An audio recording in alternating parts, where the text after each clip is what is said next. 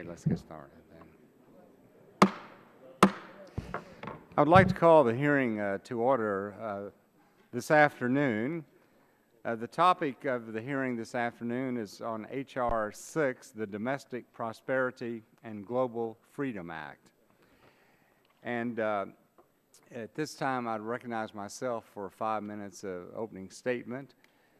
And as I said, we're excited about this hearing today. This is on the legislation introduced by our colleague Cory Gardner of Colorado. One of the subject matters that is really being discussed throughout the world today is the abundant energy supply in America, and of course one reason for that is the recent finds in natural gas in America.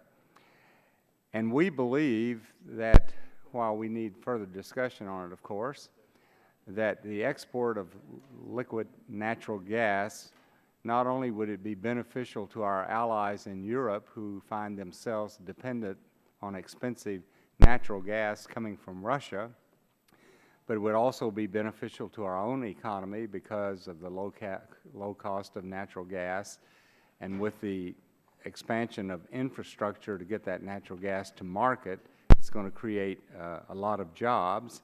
Another benefit from the export of liquefied natural gas would, of course, be to improve our trade account deficit, which has been negative for many years. And so, despite all of these benefits, though, the current process for approving LNG exports is very slow and unpredictable. Just yesterday, the DOE did approve an application to export LNG from the Jordan Cove terminal in Coos Bay, Oregon. This marks the 7th application to be approved by DOE, but there are still over 20 applications pending. While the world waits for natural gas from America, a backlog of applications to export languishes at the Department of Energy. Now, we also understand that getting the permit approved at DOE is just the beginning. You still have to go through FERC, the environmental process, so it's going to take a while. But this is an important development for America. We believe that it's important for the entire world. And at this time, I would like to yield the balance of my time to the author of this legislation, Cory Gardner of Colorado. I thank the gentleman. Thank you, the chairman, for this hearing today on H.R. 6, the Domestic Prosperity and Global Freedom Act. I'd also like to thank Representative Tim Ryan and all of the members who have chosen to co-sponsor this legislation. This bill that I've introduced is short and straightforward. It grants approval for completed LNG export applications that are currently languishing at the Department of Energy and would modify the standard of review for future export applications by shifting the benchmark from free trade agreement countries to World Trade Organization member countries. Rarely in Congress do we get chances to pass legislation that creates economic opportunities here at home, strengthen and help our allies around the globe, weaken our enemies, and not spend the American taxpayers' money all at the same time. Rarely do we even get to do one of those at the same time. But H.R. 6 gives us a chance to do all of these. I want to first give praise to what has brought us to the point of even being able to discuss selling some natural gas to other countries. American ingenuity has propelled the United States to the #1 natural gas producing nation in the world. The shale gas revolution has provided enormous economic benefit to our nation. With the ability to sell some of the natural gas we produce, we can see even more economic benefit. To paraphrase Pulitzer Prize-winning author Dr. Daniel Yergin, when he testified before this subcommittee last year, the United States is demand-constrained, not supply-constrained when it comes to natural gas. In my home state of Colorado on the western slope, the Piceance Basin has been suffering due in part to the overabundance of natural gas supplies, which are saturating the market. Expanding the market for U.S. natural gas will encourage greater investment in new production. H.R. 6 also offers immense geopolitical benefits. The near monopolistic control Russia has on the LNG market in Europe has given them immense power, and reforming the LNG export process would send an immediate signal to the rest of the world that would help check Russia's aggression. But for its natural gas and oil production and exports, Russia's economy is no match for our industrial know-how and ingenuity. It is this American ingenuity that discovered there is enough natural gas to use domestically and to export to our allies around the globe. We have reached a turning point in this country that is moving towards energy independence. We no longer need to be at the mercy of nations that mean us harm. Being less dependent on foreign energy keeps our troops at home, keeps them safe, and keeps them from serving abroad. Energy produced here at home and sent overseas means we are sending energy and not our troops. It's a false dichotomy to say that we must choose between allowing for the sale of natural gas to other nations or keeping it here. And we will have enough for both. We will have enough for both for generations to come. There are some that are opposing LNG exports who still cling to the failed notion of Nixon-era price control efforts. Like the leisure suit and 8-track player, it's time to let it go. We have heard from former Senator J. Bennett Johnston and others that history is littered with the failed policies to control prices. It's time for us to move forward. I want to thank those that will be testifying here today, and I look forward to this debate. Thank you, Mr. Chairman. I'll yield back. Gentleman yields back. This time recognize the gentleman from Illinois, Mr. Rush, for a 5-minute opening statement. I want to thank you, Mr. Chairman, for holding today's hearing on the potential impacts of exporting liquefied natural gas to overseas markets as laid out in H.R. 6. Mr. Chairman, I look forward to today's hearing of experts, stakeholders, to clarify questions I have regarding the consequences of exploring LNG and the impact it may have on several key issues that I'm concerned about, including domestic natural gas prices, the potential for jobs, the effect on our manufacturing base, as well as the impact on the U.S. trade balance. As I understand the issue, Mr. Chairman, proponents of exporting natural gas say that doing so will lead to a net positive impact on American jobs, on the American economy, and the U.S. trade balance. Supporters also contend that exporting LNG to Japan, South Korea, Europe, and other U.S. allies will lower their natural gas prices and provide them with leverage in negotiating with other natural gas suppliers such as Russia. Opponents, primarily from within the U.S. manufacturing sector, disagree with those conclusions and argue that exporting LNG will raise natural gas prices in the U.S., harm domestic manufacturing and energy-intensive industries, and also hurt other natural gas consumers. The underlying bill, H.R. 6, will amend the Natural Gas Act to increase the number of destination countries for LNG exports for which DOE is required to deem applications consistent with the public interest. Under current law, DOE is required to grant applications for LNG exports to the 20, I want to emphasize that, to the 20 countries that have free trade agreements with the U.S. However, H.R. 6 will instead require DOE to approve, quote, without modification or delay, end of quote, applications for LNG exports to all 159 members of the WTO, including all likely importers of LNG, such as China, India, Japan, and European countries. While increasing our exports of LNG may have positive impacts on our economy, I believe that it is imperative that we do so in a manner that is both reasonable, that is safe, and that is truly in the public's interest, Mr. Chairman. Mr. Chairman, today I am eager to engage our panel of witnesses to gain more insight into both the impacts of exporting LNG generally, as well as to learn more about the effects that the H.R. 6 will have specifically with the abundance of natural gas domestically due to our technological advances, including hydraulic fracturing and horizontal drilling. It is important for the members of this subcommittee to fully understand the consequences of increasing exports and the impact that would have on our consumers, our manufacturing base, and on our economy as a whole. So I look forward to today's witnesses on this important matter. And with that, Mr. Chairman, I'll yield back the balance of my time. Thank you, Mr. Rush. And at this time, I'd like to recognize the chairman of the full committee, Mr. Upton, for 5 minutes. Well, thank you, Mr. Chairman. And before I start, I just want to welcome back Ranking Member Rush. I know his family's experienced some real health concerns, and you've been out of the saddle, and we really do welcome you back. So good to see you. 3 weeks ago, the House overwhelmingly, rightly so, passed a $1 billion loan guarantee aid package for Ukraine.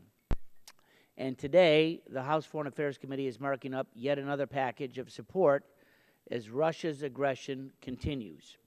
In this committee, we would debate on a bill that would help not only Ukraine, but literally every other Eastern and Central European country, as well as other allies in Asia and around the world who are dependent on Russia's natural gas.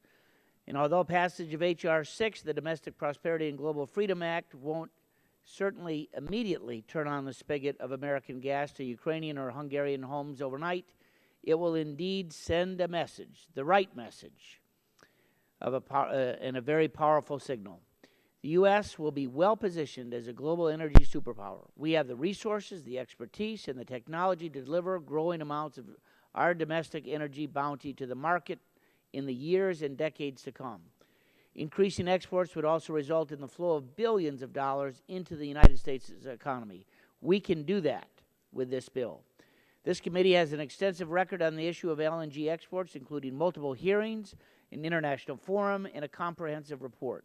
And with continued technological innovation and access to production, a diverse electricity portfolio that indeed keeps all fuel sources in the mix, and a commitment to new infrastructure to get surging supplies to needed areas of demand.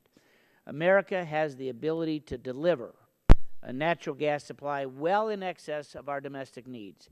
And by putting our extra natural gas capacity to use, by entering the global marketplace, the U.S. can supplant the influence of other exporters like Russia while strengthening ties with our allies and trading partners around the world. Overall, U.S. natural gas exports truly offer this win-win scenario. Yield now to Mr. Barton. Thank you, Chairman Upton, and thank you, Chairman Whitfield and Ranking Member Rush for hosting this hearing today. I'm proud to be an original co-sponsor of H.R. 6, along with Congressman Gardner from Colorado. We do need to streamline the regulatory process for liquefied LNG exports.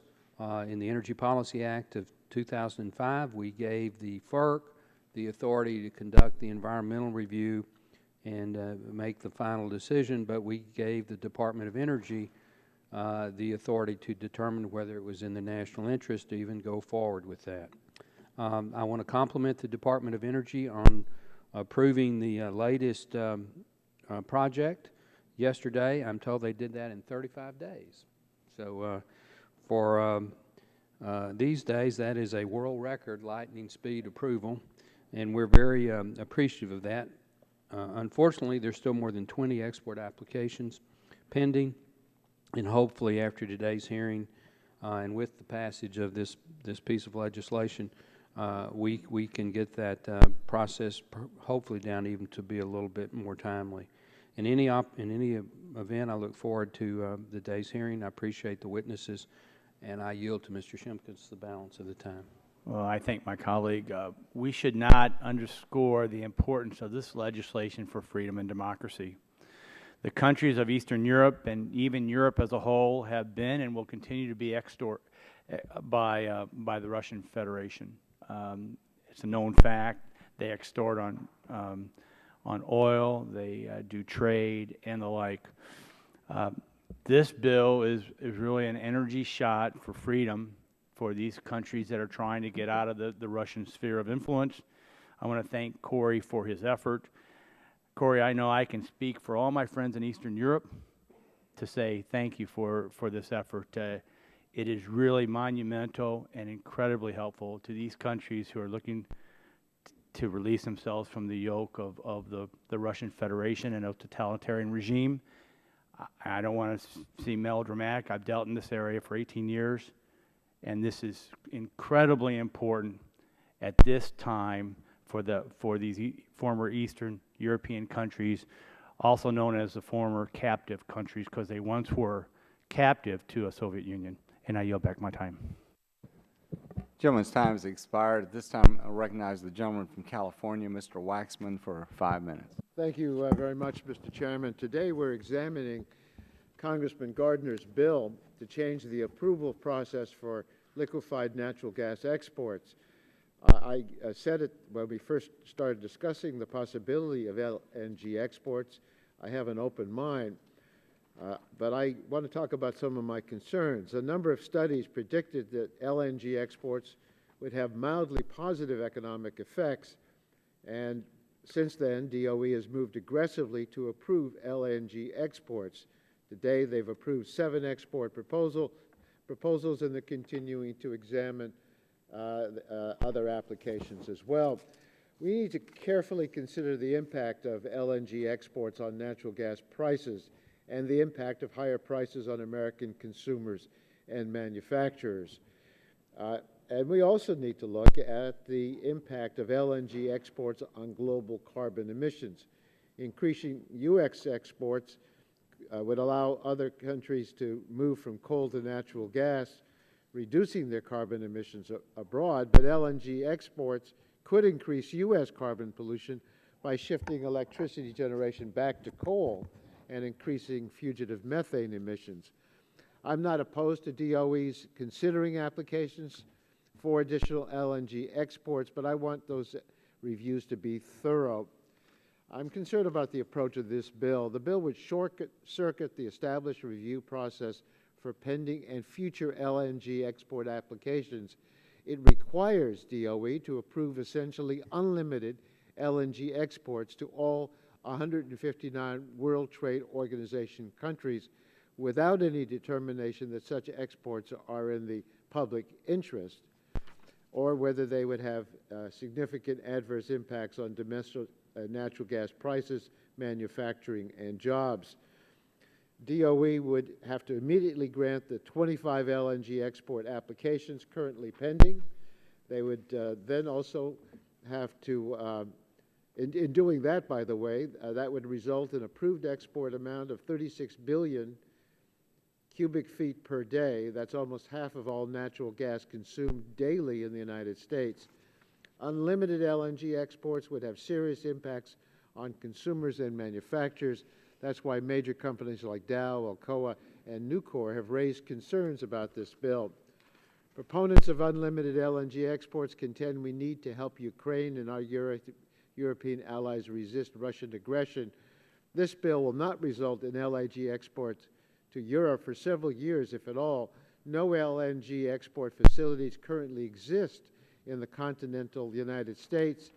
The first export terminal will not begin initial operations until late 2015. Export capacity will not ramp up until other facilities until 2017 or 2018. When the U.S. actually begins to export significant quantities of LNG 3 or 4 years from now, where will it go? Well, it won't go directly to Ukraine because Ukraine does not have any facilities to import or regasify LNG. In fact, it may not even go to Europe. We should be sending a clear message to Russia. Its aggression will have costly consequences, but I worry whether this really has the impact we want on a foreign policy basis. Russia is a member of the World Trade Organization. This bill adds Russia to the list of countries that can receive American natural gas without any DOE review. That's a very strange way to send a signal to support our American allies in Europe. This hearing should help us have an opportunity to think carefully about the bill, and I want to yield the balance of my time to Mr. McNerney. Thank you. I'm in favor of LNG exports, but I have 4 concerns. First of all, gas production in this country needs to be done cleanly, and that means eliminating fugitive gas. It means don't use fresh water. It means prevent well leakage to groundwater, and it means treating wastewater. Until we're sure that we have national standards of some kind to make sure that that happens, I'm very skeptical. Second, these large exports could impact U.S. manufacturing renaissance and the price of natural gas generally in this country. Third, LNG export facilities are already being proved faster than they can be built, so this isn't really needed. And as Mr. Waxman mentioned, Ukraine doesn't even have LNG import facilities. And lastly, automatic approval seems pretty extreme to me. I mean, this could encourage the worst kind of applications to be submitted, knowing that they're going to be approved no matter what. So until those concerns are addressed, I don't think I can support this bill. Thank you. I yield back. Gentleman's time has expired, and that concludes the opening statements.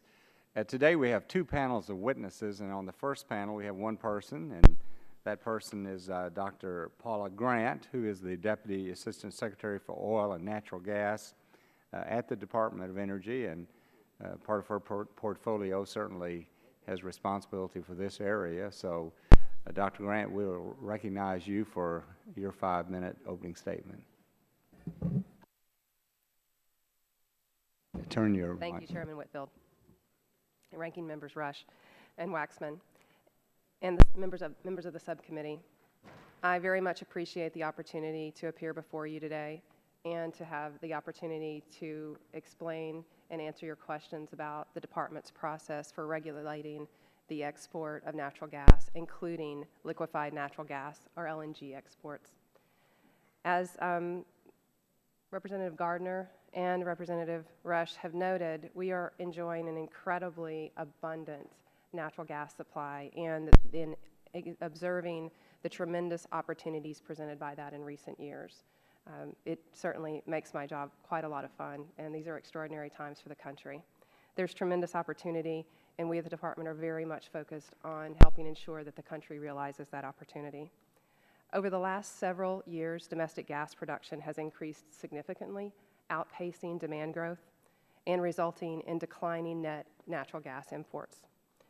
This production growth is primarily due to the use of improved drilling technologies and practices, including largely the ability to extract natural gas from shale formations. Productions from shale formations amounted for a little less than 2% of domestic natural gas production in 2000. By 2012, that had risen to 40% of natural gas production. Quite a dramatic change. Historically, the Department of Energy has played an important role in the development of technologies that have enabled the access to energy resources like this. Beginning in the late 1970s, public research dollars were invested in the development of hydraulic fracturing and horizontal drilling technologies that were later picked up and refined with private investment and continued industry innovation. This has unlocked billions of dollars in economic activity associated with shale gas production. Thanks to American ingenuity and know-how applied to this tremendously abundant domestic natural gas resource, the U.S. is now the world's #1 gas producer and is poised to become a net exporter of gas in 2018. This is according to the Energy Information Administration. And this is an extraordinary shift in our fortunes. Our outlook is shifting from one framed by energy scarcity to one framed by energy abundance. This presents tremendous opportunity and tremendous responsibility that we get it right. Today, domestic natural gas prices are lower than international prices of delivered LNG to overseas markets. As in the United States, demand for natural gas is increasing rapidly in these other markets. Due primarily to these developments, DOE has received a growing number of applications to export domestically produced natural gas to overseas markets in the form of LNG, or liquefied natural gas. DOE's authority to regulate natural gas arises under the Natural Gas Act, as mentioned previously. It provides 2 statutory standards for processing applications to export LNG from the United States. By law, applications to export LNG to countries with which the U.S. has a free trade agreement that provides for national treatment of trade in natural gas are deemed to be consistent with the public interest, and the Secretary must grant authorization without modification or delay. As of March 24th, DOE has granted 35 such applications. For applications to export liquefied natural gas to non-free trade agreement countries, the Secretary must grant that authorization unless, after an opportunity for hearing, the proposed export is found to be consistent with the public interest. Excuse me, the proposed export is found not to be consistent with the public interest.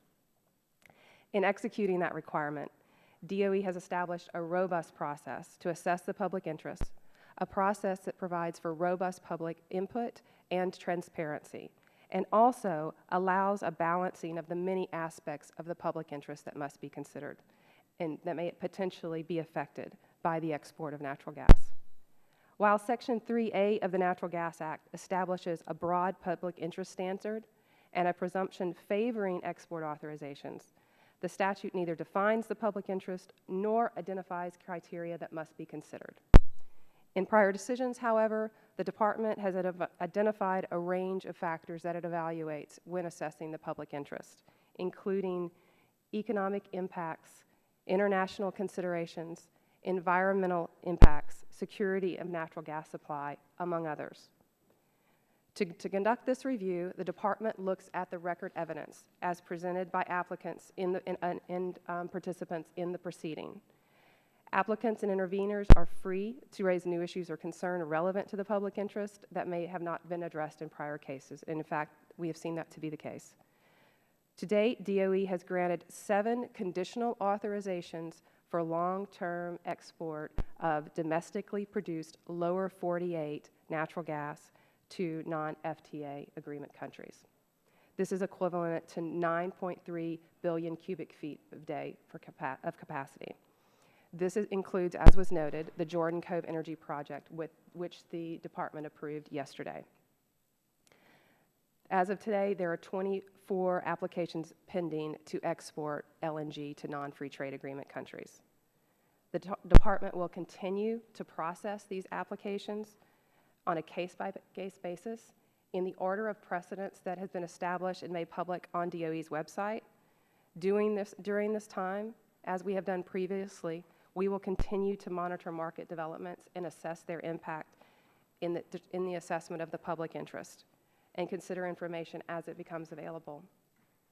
In conclusion, Mr. Chairman, I would like to emphasize that DOE is committed to moving this process forward as expeditiously as possible.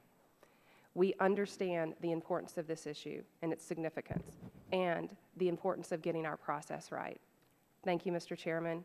I would be happy to answer questions. Thank you very much, Dr. Grant. We appreciate your statement and taking time to come over and talk about this important issue. At this time, I recognize myself for 5 minutes of questions. Of course, one of the developments with Mr. Gardner's legislation is it creates WTO countries the same as free trade agreement countries. And in your written testimony, you stated that you were concerned that H.R. 6, one of your concerns, that it would leave out public input. And I wanted to just explore that a little bit with you. When DOE made the NERA study available, that study was made available for public comment. And that was kind of the baseline for reviewing these applications. And in yesterday's order on the Jordan Cove project, DOE concluded that NERA's explanation of its modeling design, methodology, and results provided a sufficient basis both for the public to provide meaningful comments and for the Department to evaluate NERA's conclusions. And and also DOE concluded in this recent order that we are not persuaded that using post-annual energy outlook after post-2011 energy projections, you're not persuaded that anything post-2011 would have materially affected the findings of the LNG export study. So it would appear that the DOE non-FTA filing and application and authorization is just, and since it's just one permitting process because we have to get FERC involved also, it appears to me that your concerns about public input maybe it's not that much of a concern because the NERA study is sort of the baseline anyway, and with the comments that you all made on these recent approvals. So would you agree with me that maybe you're being too concerned about the implications of what you perceive to be lack of public input? Thank you, Mr. Chairman, and I agree. The language in our orders can be quite hard to read out loud sometimes. I struggle with it myself. I think there are a couple of pieces to your question, and if I can take them in two. There are a number of aspects that inform our public interest determination. Economic factors being some of them, as framed by the NERA analysis to a great extent, including environmental implications and geopolitical considerations. So the public interest is broader than the economic aspects of it. The other point that I would note is that the comment on, as I understand the legislation, and I'm not intimately familiar with it, it would remove DOE's requirement to conduct a public interest determination. And the public interest determination is the means by which we solicit public input. So it would remove the public's opportunity to provide input on our process. The second piece of your question— But if you had that public input in the NERA study, wouldn't that compensate for the lot? So the NERA study was put out for public comment, and then it is put on the record in each of our subsequent orders. So it applies to each of those orders, and each of the applications and the dockets that are established for them must be given their own individual consideration on a case-by-case basis as established by the statute. Could I answer the second part of your question with regard to the AO? Yeah, go ahead. And I believe the reference you're referring to in our order refers to the new information that has been provided. So the NERA analysis was based on the Annual Energy Outlook 2011 as released by EIA. Right. In December, EIA released their Annual Energy Outlook 2014. They do this every year. That the information provided therein, particularly with regard to the AO 2014, demonstrates an expectation, demonstrates a projection for natural gas supply growth that is greatly outpacing expected natural gas demand growth. And so the finding from our perspective is that integrating the AO 2014 into our analysis would not create a conclusion inconsistent with what we've already come to in 2011, which indicates that exports of natural gas generate net positive benefits for the U.S. economy. Now, has DOE taken an official position on the Gardner legislation? I'm aware of the proposal. It has not made its way through interagency review, so I'm not in a position to comment on the specifics. My time's expired. At this time, I recognize Mr. Rush for 5 minutes of question. Dr. Gant, thank you again for appearing before this subcommittee. And this matter we have under consideration is pretty timely now because of what's happening in Eastern Europe now. And I think that all the members of this subcommittee, and in fact all the members of the Congress, we all stand together because we want to ensure that there are effective sanctions against Putin and what he's done in Crimea, and we want to stop him. I don't think that there's any doubt in anybody's mind, and we want to stand resolute and united and trying to do all that we can to ensure that the democratic process is available to all those who are in Eastern Europe. But with that said, the question came up earlier today, or the comment came up earlier today about H.R. 6 and it's having such a tremendous impact on the future of Eastern Europe. And my question to you is, if H.R. 6 was in fact enacted today, when is the earliest possible time that exports of LNG would have an impact on decreasing Russia's hold on the Ukraine or on other of our European allies who right now depend on Russia for their natural gas supply. When do you see, or can you estimate, that Russia and Putin will feel the effect of the decrease of the Eastern European countries' dependence on Russian and natural gas? Thank you for that question, Ranking Member Rush. A couple of things that I think I can share that are responsive. And first, I would say that we are tremendously concerned and moving to take immediate action to help our allies in Ukraine and across Europe and take the situation very seriously. To answer your question with regard to the legislation, again, I'll just have to ask the committee to understand that I haven't had a chance to really assess the legislation and what impact it would have. But what I can say is that our understanding of the way that the timeline on which projects are moving is that the earliest point at which we could export substantial volumes of liquefied natural gas from the lower 48 would be the third quarter of 2015. Regardless of what happens with a change in legislation, because the first final approval, the project that has final approval is moving along in its process at FERC.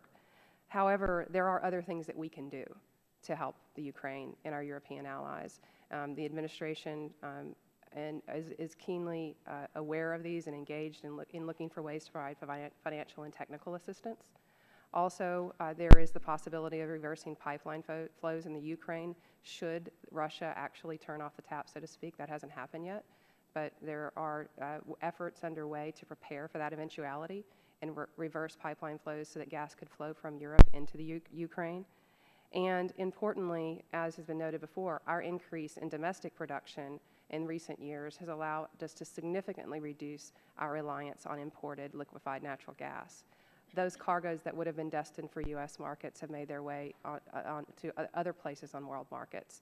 And we do know that increased supplies of natural gas on global markets and increased diversity of those supplies increases our energy security and those of our allies and trading partners. So things are happening that could have a positive impact. You have not been able to really look at and do your due diligence on this bill, and that's understandable. But is there any way or any the effect of this bill, any bill, right now that will come out of the Congress on remediating the issue or helping the Ukrainian people is really, this kind of, it's not really certain right now. Any legislation that this Congress will impact won't have an immediate effect. Is that what you're saying in essence? The gentleman's time has expired, but I would like you to go on and answer his question. I would have to beg your patience that I'm not in a position to opine on actions that this body might take, but I can say that we are proceeding with the guidance that you've given us and working as expeditiously as possible. This time I recognize the gentleman from Texas, Mr. Barton, for 5 minutes. Thank you, Mr. Chairman, and I thank our witness for being here. First, I'm going to make a comment, and then I'm going to ask you some questions.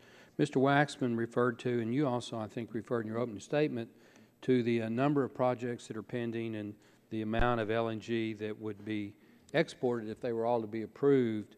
Well, there's one minor point. They also have to all be built, and they're not all going to be built. You could approve 30 projects. My guess is you'll have 1 or 2 built on the East Coast, 1 or 2 on the West Coast, and perhaps 2 or 3 on the Gulf of Mexico. Now, I could be totally wrong about that, but the cost of these projects and the long-term financing commitment and the uncertainty of the foreign markets, as soon as we start exporting LNG, these prices that look so lucrative overseas, they're not going to stay at $16 an MCF or $12 or $13. When people see that the U.S. is going to export to Hungary or to Japan or to Eastern Europe or wherever, those prices are going to change, and there's going to be an equilibrium point. We don't know where that is, but you're not going to build 20 LNG terminals to export natural gas. That's just not going to happen. Could you give an example, at least hypothetically, of what would not be in the national interest? I mean, so far every project that's been reviewed has been approved, and the law is such that you have to find it's not in the national interest.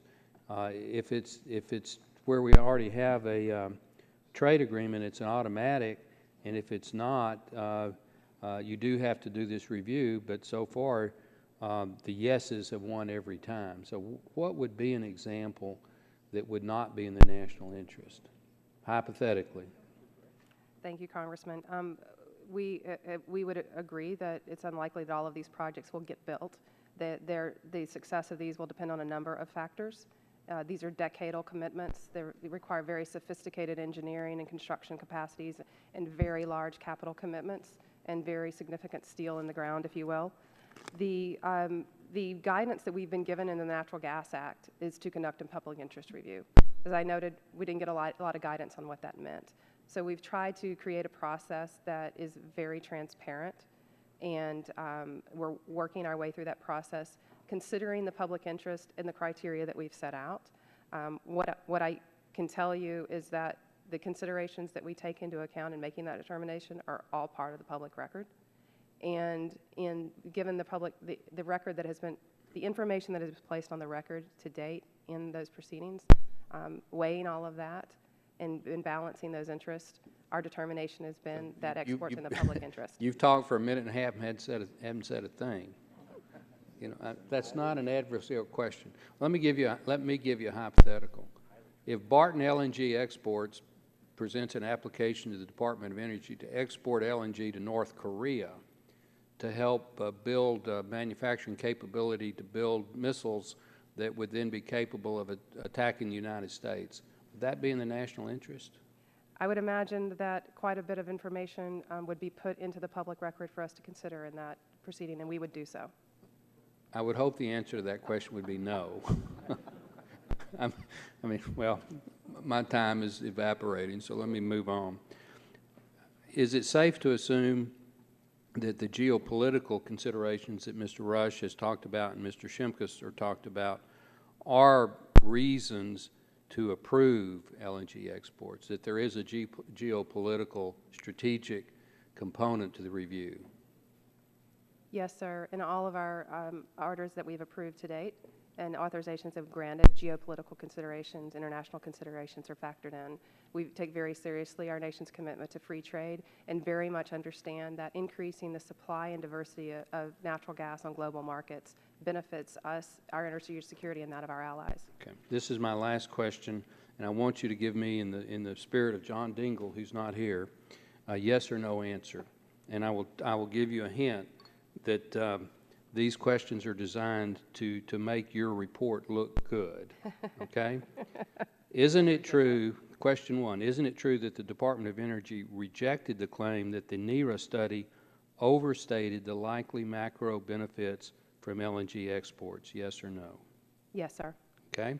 Isn't it true that DOE observed that more natural gas is likely to be produced domestically if LNG exports are authorized than if they are prohibited? Yes, sir. Okay. Isn't it also true that the Department of Energy rejected the claim that there is a one-for-one trade-off between gas used in manufacturing and gas diverted for export? Yes, sir. Okay. And isn't it also true that DOE was not persuaded that LNG exports will substantially increase the volatility of domestic natural gas prices? Yes, sir. And this is my last question. Isn't it true that DOE believes that the public interest generally favors authorizing proposals to export natural gas that have been shown to lead to net benefits to the U.S. economy? Yes, sir. Thank you very much. Gentleman's time has expired. At this time, I recognize the gentleman from California, Mr. Waxman, for 5 minutes. Thank you, Mr. Chairman. The Department of Energy has established a process for considering applications to export LNG. If the LNG would go to a country that has a free trade agreement with the U.S., the application is quickly granted. But if the LNG is going to a country without a free trade agreement, DOE does a public interest determination. That takes some time, but DOE has granted 7 of those applications so far. Dr. Gant, I'd like to ask you about how the Gardner bill would change this approval process. Everyone should understand what this bill would actually do. 24 applications to export LNG to non-free trade agreement countries are currently pending before DOE. Under the Gardner bill, what would happen to those applications? Thank you, Congressman. Again, I've had the chance to only briefly review the bill, but as I understand the basic concept, it would grant status to WTO nations like that is currently granted to FTA nations under the Natural Gas Act. And in doing so, would remove DOE's requirement to conduct a public interest determination. So they would be granted without modification or delay? If that is what the legislation instructs. Okay. It's my understanding it does. So for these applications, there would be no public interest determination or analysis of whether the exports would have adverse impacts on domestic natural gas prices or consumers. Is that right? As my understanding of the proposal is, yes, sir. Okay. Automatically granting those applications would result in the approval of a total of 36 billion cubic feet per day in LNG exports. That's equal to almost half of our total domestic consumption. Has DOE done any analysis of how this level of potential exports would impact domestic natural gas prices? Yes, sir. My understanding is that the capacity presented in the 24 applications that have not been granted non-FTA approval status is 36 BCF a day. The economic analysis that we've conducted to date does not consider exports at that level. Okay. So these are just the pending applications. Under the Gardner bill, future applications to export LNG to any of the 159 World Trade Organization member countries, DOE would be required to just deem them in the public interest and grant them. Isn't that right? Again, not being familiar with the specifics of the legislation. If there is no public interest determination required, my understanding is, yes, the Secretary would be required to deem them. If there's no public interest requirement for analysis? Yes, sir. Okay. The WTO membership includes all likely importers, and the automatic approval doesn't depend on the proposed LNG export levels. Every application to export any amount of LNG to virtually anywhere in the world would be automatically granted under this bill. Dr. Gant, that's really just unlimited LNG exports, isn't it? My understanding is if the exports were authorized, then market forces would determine how many LNG cargoes would actually be exported from the United States. Well, as far as the government's concerned, virtually anywhere in the world, an application from anywhere in the world would be automatically granted under this bill. Market forces, of course, would determine other yes, sir. be another factor. Okay. Yeah. Is there any way under this bill for DOE to ensure that the total level of LNG exports will be in the public interest or not have significant adverse impacts on domestic natural gas prices, consumers, and manufacturers?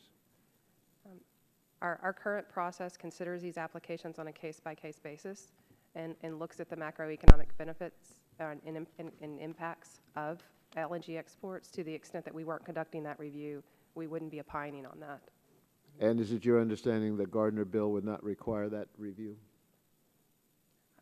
Again, my very limited understanding. Okay. I have an open mind on LNG exports, but I have concerns about this bill.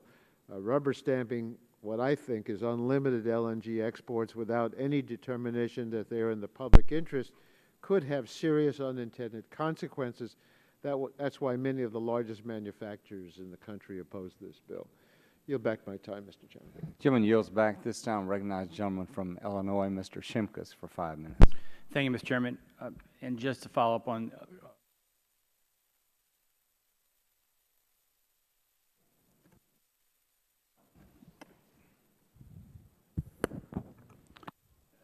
Test.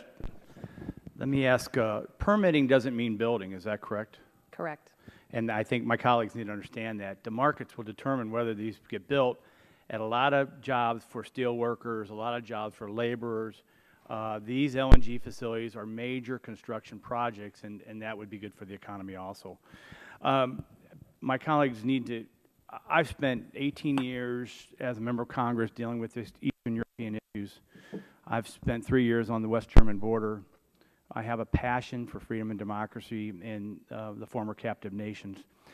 To my friend Mr. Rush, who I know shares the same thing, these countries are already seeing benefits of lower natural gas prices because of the ability to export. They're already able to negotiate. I want to read an article from Climate Change, Science, and Technology on 6 March. Last week, Lithuania took another important step towards the creation of its own liquefied natural gas terminal. The floating storage and regasification unit that is being built in South Korea by Hyundai Heavy Industries was put to water for initial testing and christened by Lithuania's president. The ship should arrive in Klaipėda, the location of Lithuania's LNG terminal, by the end of the year, and it is planned for initial processing of LNG to start in December.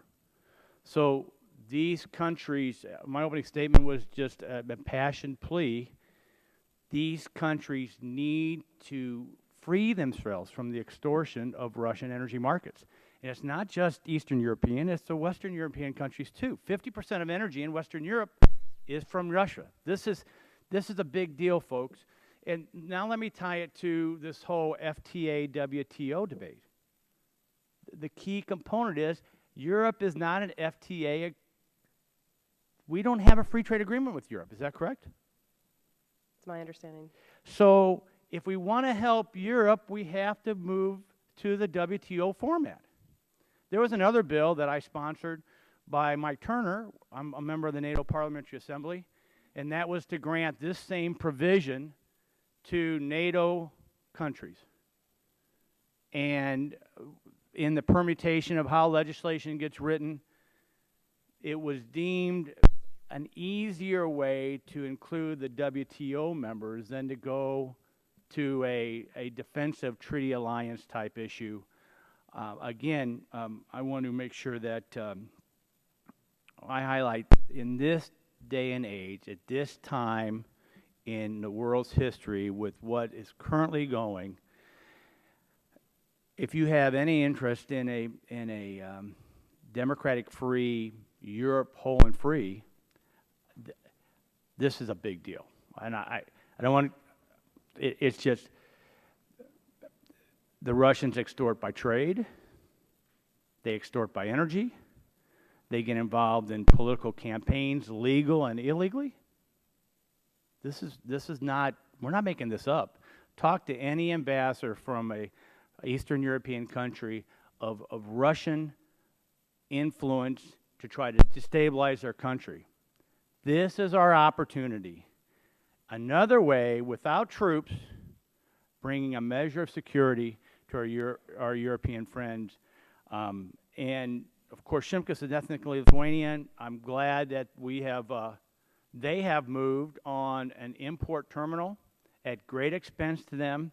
They have already seen the benefits of being able to negotiate lower natural gas prices because of the acknowledgement that now they're going to be able to go to the world market outside of Russia for their energy needs. So I want to thank you for the permits that you have already rendered. I hope that you would keep an open mind on this bill and the WTO implications for our allies in Europe. It is a key component in this current struggle that we have. Thank you for your work, Mr. Chairman. Great hearing. I want to thank again Mr. Gardner. There couldn't be a more important time to move this legislation than now. So with that, I'll yield back my time. Gentleman yields back. This time recognize the gentleman from California, Mr. McNerney, for 5 minutes. Thank you, Mr. Chairman. I agree with my colleague from Illinois that natural gas is a geopolitical tool, and it would be beneficial to have LNG import to Ukraine, but Ukraine doesn't have LNG import facilities, and we are already approving LNG export facilities far faster than they can possibly be built. So I question the need for this bill. But I do have one question for Dr. Gant. You know, with the deeming and automatic approval of LNG export facilities, that makes me worry about the quality of applications that you're going to be receiving if that was to be enacted into law, in terms of safety, in terms of fugitive gas emissions, and all kinds of environmental problems. Is that something that would be a problem in your mind, in your estimation?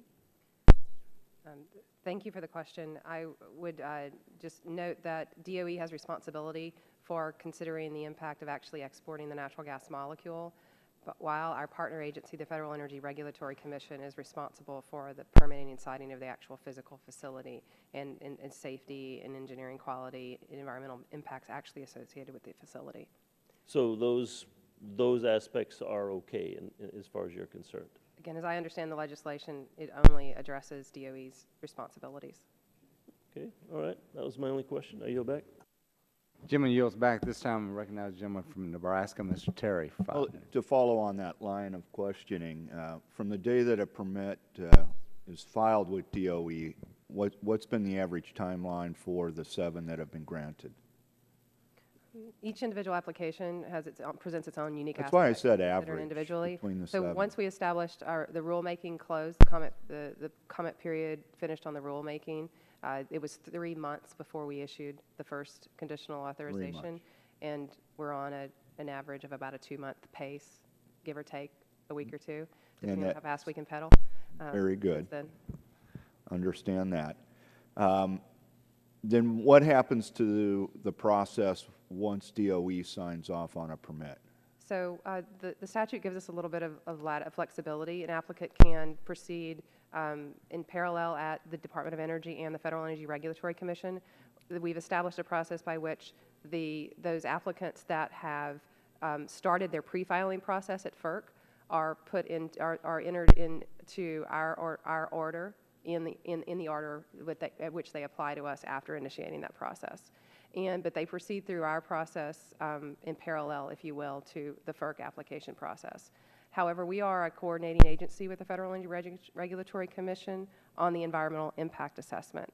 So once we've given the conditional approval for export, then we wait until the Federal Energy Regulatory Commission has completed their environmental review, and then we consider that in our determination of a final authorization. Okay, so even though you may be sped up, the reality is FERC still has to deal with it. So if there is one agency that wants to delay for whatever political purposes, like Keystone Pipeline, that FERC can do that. In the vast majority of the applications before us, the Federal Energy Regulatory Commission has the lead federal agency responsibility for conducting environmental reviews of these projects. Couple of miscellaneous type questions here. A former member of this committee used to say that if we exported any, then that means the prices of natural gas in the United States would automatically go to the world prices on natural gas. That person always lost me on logic. What is DOE's opinion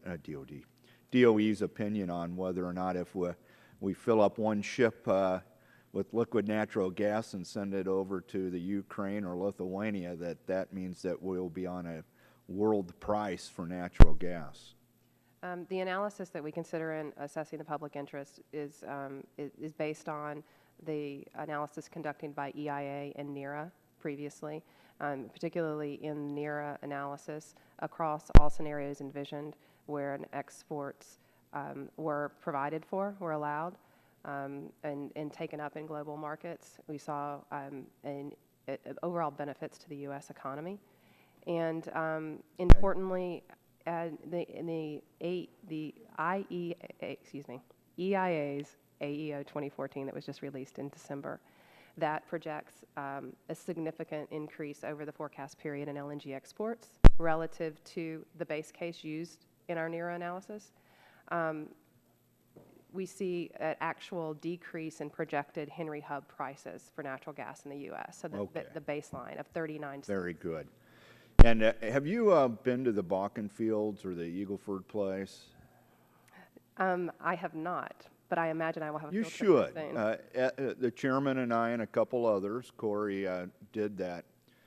And it's amazing to me. Fly over at night and see how much of the natural gas is being flared off or wasted, in my view. And that is extremely disappointing picture to me. So when we talk about whether or not exporting LNG is going to create a demand issue for us when we're burning off, flaring almost a third, sounds almost silly to me. Has DOD, in your last 30 seconds, looked into how to better capture that 1/3 that's just lit off? Yes, sir. A couple of important things. We're very focused on reducing methane emissions from natural gas and oil systems and other sources across the economy as part of the President's Climate Action Plan. Specifically with regard to oil, natural gas associated with oil production, the department is doing research into the practices. Increasingly, producers are looking at gasifying their drilling sites, so moving off of diesel engines onto natural gas, liquefied natural gas engines. So you're looking at ways to increase the value of that fuel on site. In addition, the quadrennial energy review will provide an opportunity to look at obstacles to building gathering lines that would allow you to capture It would natural if we gas. get one. Gentleman's time has expired. We have a vote on the House floor. We're going to try to do 2 more questions because Dr. Gant is going to be leaving, and we're going to be gone 50 minutes, and we're going to be coming back for the second panel. But the next on the list is Mr. Doyle will be recognized for 5 minutes, and then Mr. Gardner. And if you all want to yield Thank you, to Mr. Chairman. someone else. Well, let me just say this. This hearing is not about whether or not we should export natural gas. We're doing that. Having said that, I have some grave concerns about this bill. Dr. Gant, you said that your average approval time is around 2 months. Every 2 months you're approving a permit. And also heard you say that when Mr. Barton asked you when the first permit that you approved would actually come online, you said around the 3rd quarter of 2015. Is that correct? So that's about 15 months from now. So based on your granting permits on an average of about 2 months, you could conceivably grant another 7 or 8 permits before the first permit, the first facility actually goes online, assuming it goes online by the 3rd quarter of 2015. At that point, we'd have 15 permitted facilities to go to non-free trade agreement countries. Now, you said that the difference between granting a permit to a non-FTA country versus an FTA country is you go through a process to see if it's in the public, in the national interest to do so.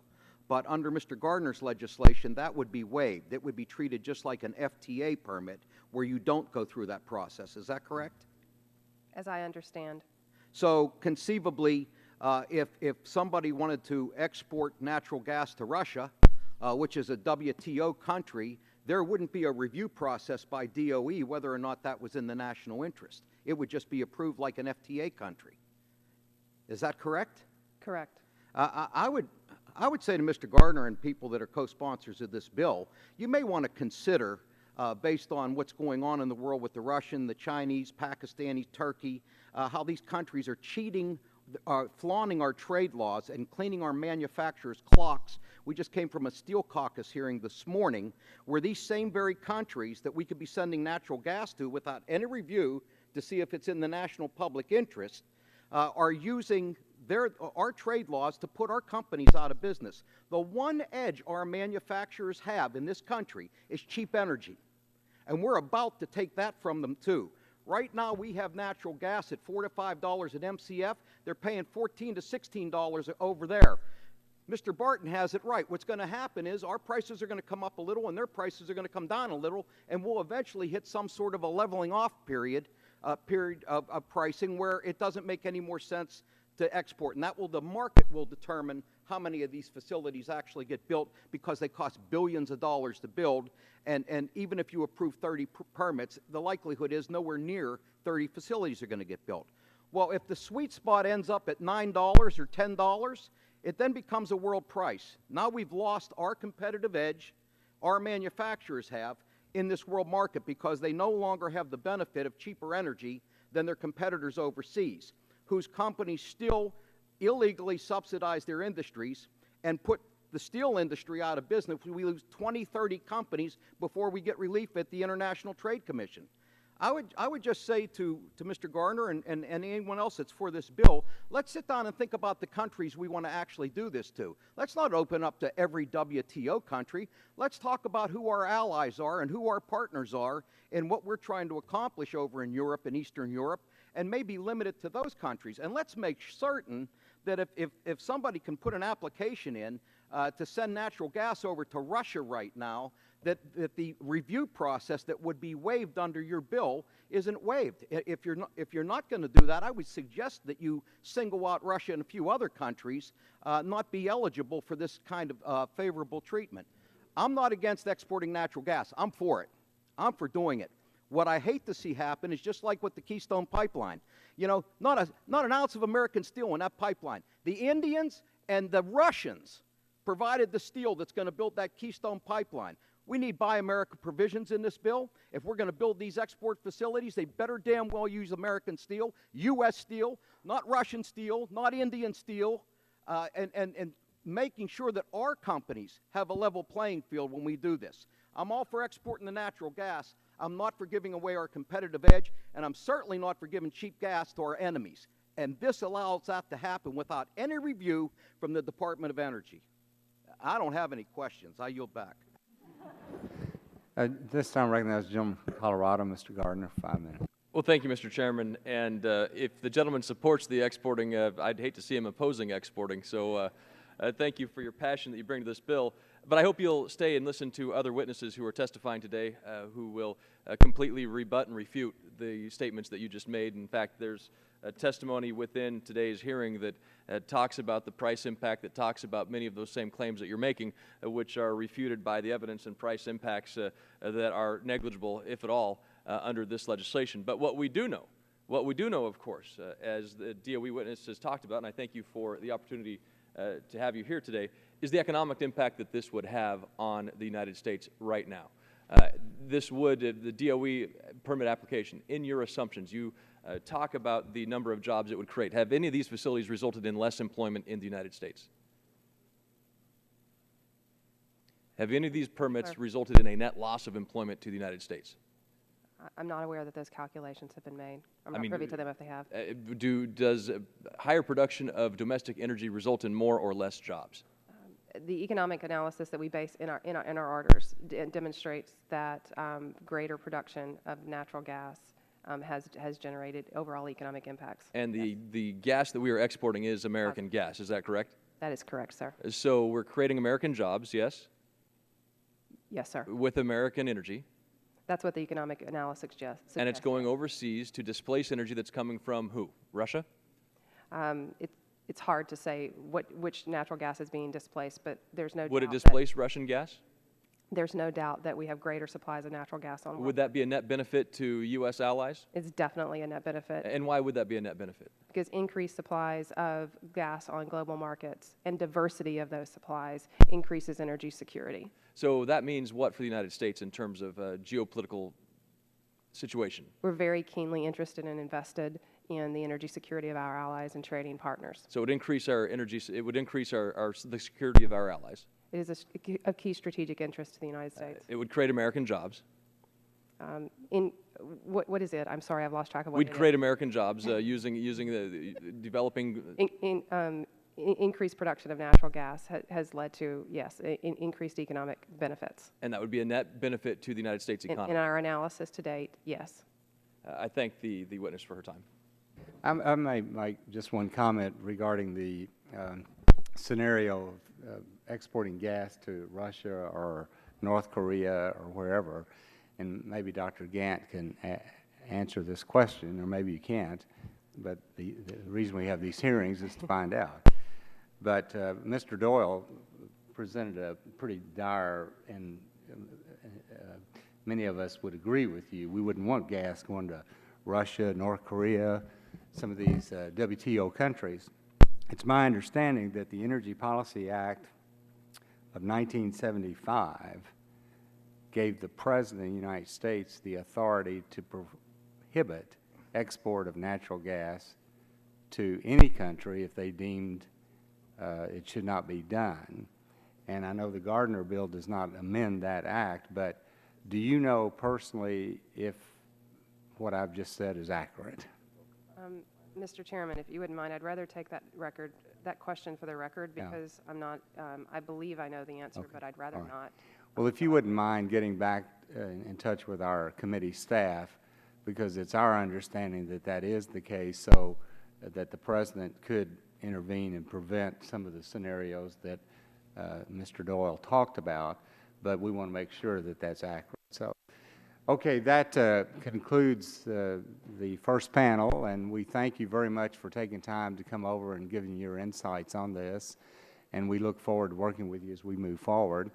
So you're dismissed.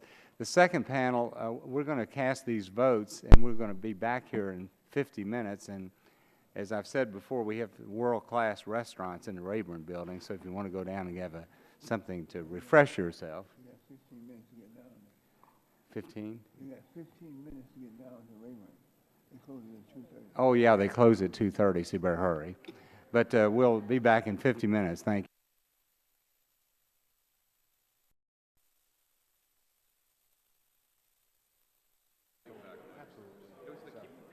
Y'all ready? Yeah.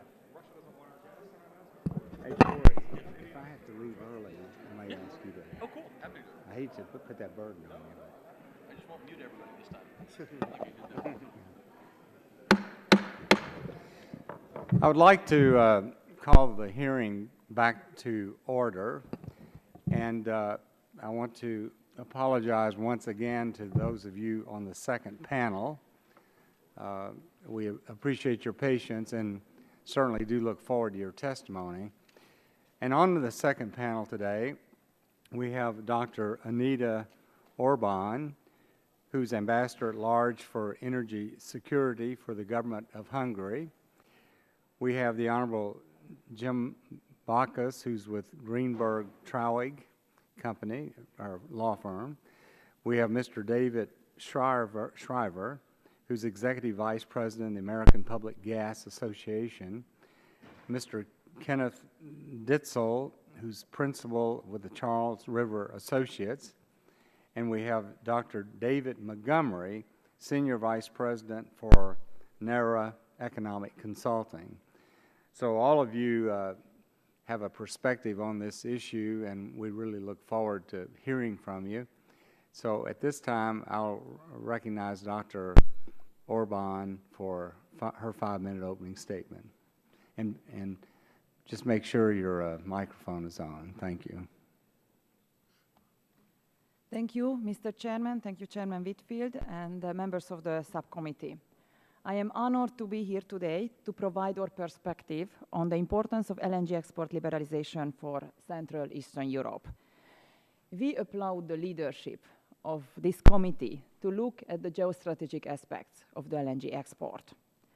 On March 6, 4 ambassadors of the 4 Visegrad countries signed a letter to Speaker Boehner and Majority Leader Harry Reid to urge them to recognize the overall importance of US engagement in Central Eastern Europe, and more specifically in the area of energy security.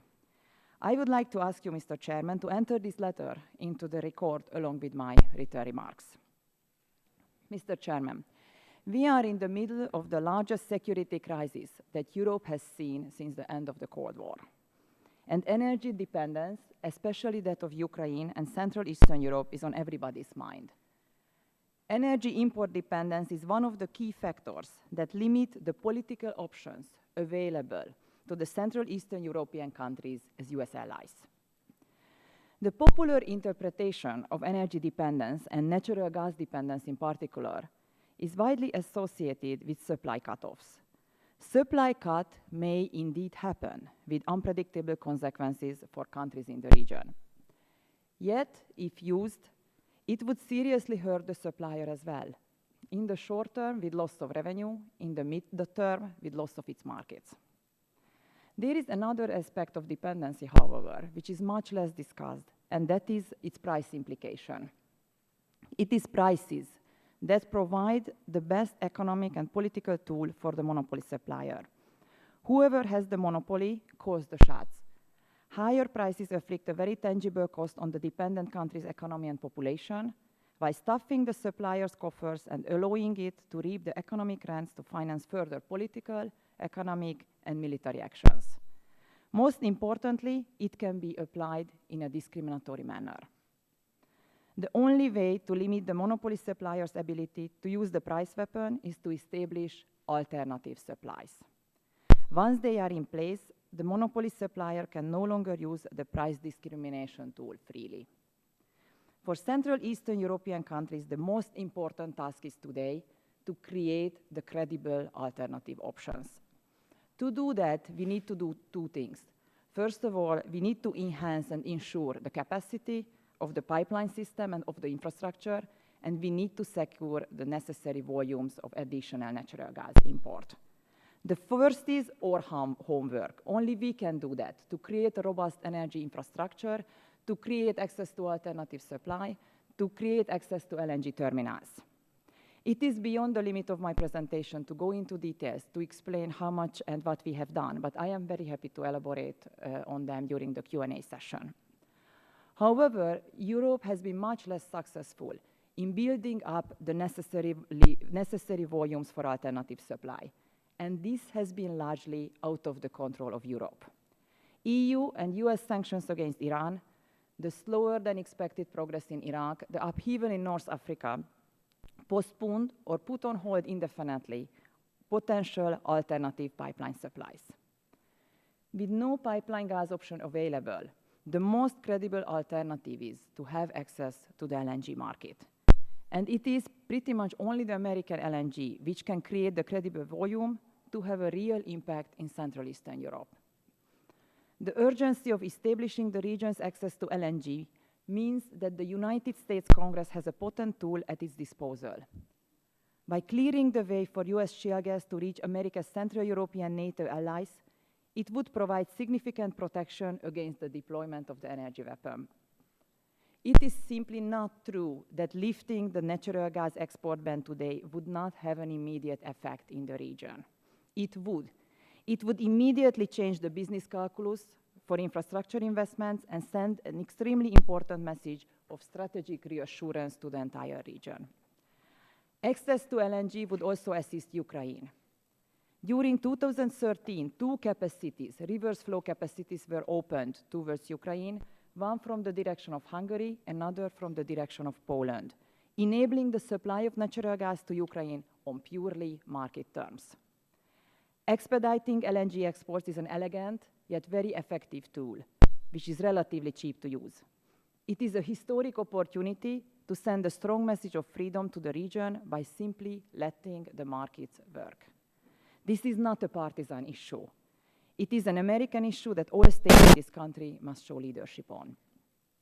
Mr. Chairman, members of the committee, I believe that doing away with these export limitations would make economic sense even in better times. But there is nothing like a crisis to focus the mind. As representatives of a country that Central Eastern Europe has traditionally looked to for leadership, you know well that you do not always have the luxury of choosing the time to make some of the most necessary decisions. But with the post-Cold War settlement crumbling before our eyes, if there was ever a time for your leadership, it is now. And if there was ever an issue that would do as much good at as little cost, it is the issue at hand. Thank you for your attention. Thank you, Dr. Orban. And at this time, I recognize the gentleman, Mr. Bacchus, for 5 minutes.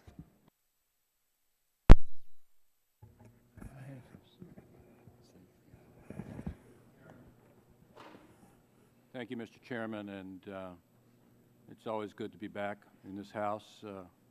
I had the privilege some time ago of representing the state of Florida in this House. Today I want to emphasize that I'm here today representing no one but myself. I'm speaking solely for myself. Furthermore, I'm here today not to speak on issues of policy, but on issues of law, specifically on issues relating to international trade law under the WTO treaty. And I believe I've been invited here today because when I became a former member of the House, I went to Geneva and became one of the 7 founding judges on the appellate body of the World Trade Organization, and I served for nearly a decade there, including 2 terms as the chief judge there. I have written quite a few WTO legal opinions. So that is why I'm here today. I'm here because largely overlooked in the emerging congressional debates so far about restricting exports of natural gas is the possibility that such restrictions are inconsistent with the obligations of the United States to other members of the WTO under the WTO treaty. This matters because if our restrictive energy measures are inconsistent with our treaty obligations, the United States risks losing a case in the WTO. And such a loss could cause the WTO to authorize expensive economic sanctions against us through the loss of previously granted concessions in other sectors of our international trade. Mr. Chairman, WTO rules apply to trade in natural gas and other energy products in the same way they apply to other traded products. Some have suggested that energy products are somehow separate and apart from other traded products in how WTO rules apply to them. There is no legal basis for this view. Among WTO rules that bind us in the WTO treaty are rules prohibiting bans, quotas, and other forms of quantitative restrictions on exports unless those restrictions take the form of export taxes. Now, as all the members know, taxes on exports are prohibited by our Constitution in the United States, so energy export taxes are not an option for us.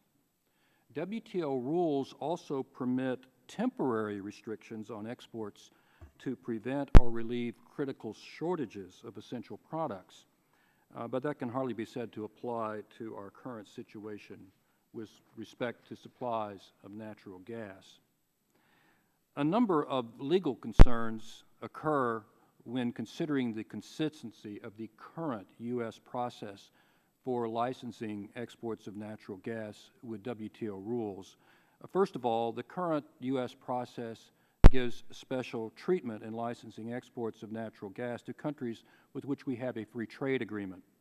Natural gas exports to these countries are deemed to be in the public interest and permitted without delay. In contrast, the Department of Energy has elected to subject licensing requests for LNG exports to non-FTA countries to a thorough and lengthy assessment intended to determine whether exports of natural gas to those countries serve our public interest.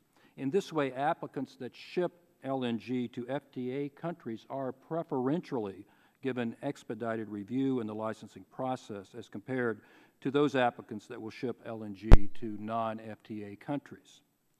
When seen through the prism of WTO law, Mr. Chairman, these are measures affecting trade that result in discrimination between like-traded products. The legal question under WTO law is whether this discrimination can be excused by an exception in WTO law that allows trade discrimination as part of a free trade agreement. But it is not at all clear that all of the FTAs of the United States fit within the definition in the WTO treaty of a free trade agreement. Fortunately, H.R. 6, introduced by Congressman Gardner of Colorado and currently under consideration by this committee, would eliminate this potential legal concern by providing that natural gas exports to all other members of the WTO would be deemed to be in the public interest. Depending on how the Department of Energy chooses to implement H.R. 6, however, it may not in its present form remedy several other legal concerns arising from the current U.S. licensing process under WTO rules. I frankly could not tell from the testimony earlier today by the representative from the Department of Energy how precisely they view this bill, how they would change what they do if this bill is enacted, or even how they engage in their process today, nor can really anyone else. One remaining legal concern under WTO rules is the question of the lengthy delays in granting export licenses. H.R. 6 in its third paragraph would provide for immediate approval of pending applications, but what about new ones? Under WTO rules, a license can clearly be a restriction on exports, and case law has defined the notion of a restriction broadly to include licensing procedures that pose limitations on actions or have a limiting effect, such as by creating uncertainties or by affecting investment plans. In one case, delays of up to 3 months in issuing export licenses were found to be inconsistent with the rules. Now, to be sure, liquefied natural gas is practically speaking not just another widget. Before it can be shipped by sea, natural gas must be transformed in a careful way that requires special facilities. Some period of deliberation and siting and evaluating LNG facilities seems reasonable. The FERC process of environmental consideration is probably perfectly defensible under WTO rules. But what would WTO judges be likely to say about delays in issuing export licenses that last much longer? Mr. Bacchus, I've let you go a couple minutes over. If you would just summarize. And let me make one more point, Mr. Chairman, and then I'll be happy to answer questions of the members on these other issues. And I congratulate the committee on asking first about our WTO obligations before enacting legislation rather than finding out about them later in Geneva. An additional remaining legal concern is the lack of clarity in how the Department of Energy defines the public interest.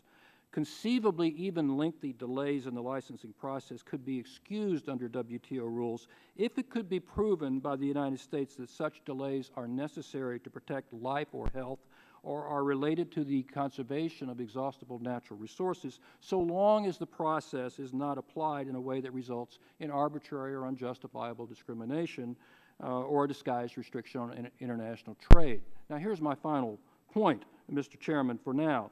If, however, in determining the public interest, the DOE considers as a factor the effect the proposed exports will have on domestic producers that use natural gas in making their products and their competition with like foreign products, then these exceptions to WTO rules will not be available and will not excuse a WTO violation caused by lengthy licensing delays. In fact, Mr. Chairman, the United States of America has been making precisely the point that I have just made just now in a case against China in the WTO dealing with Chinese restrictions on exports of rare earth elements. Most likely, the United States will win this case.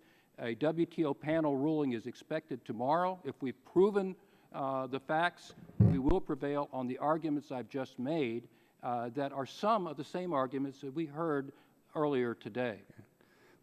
Thank you so much, Mr. Bacchus. At this time, I recognize Mr. Shriver for 5 minutes.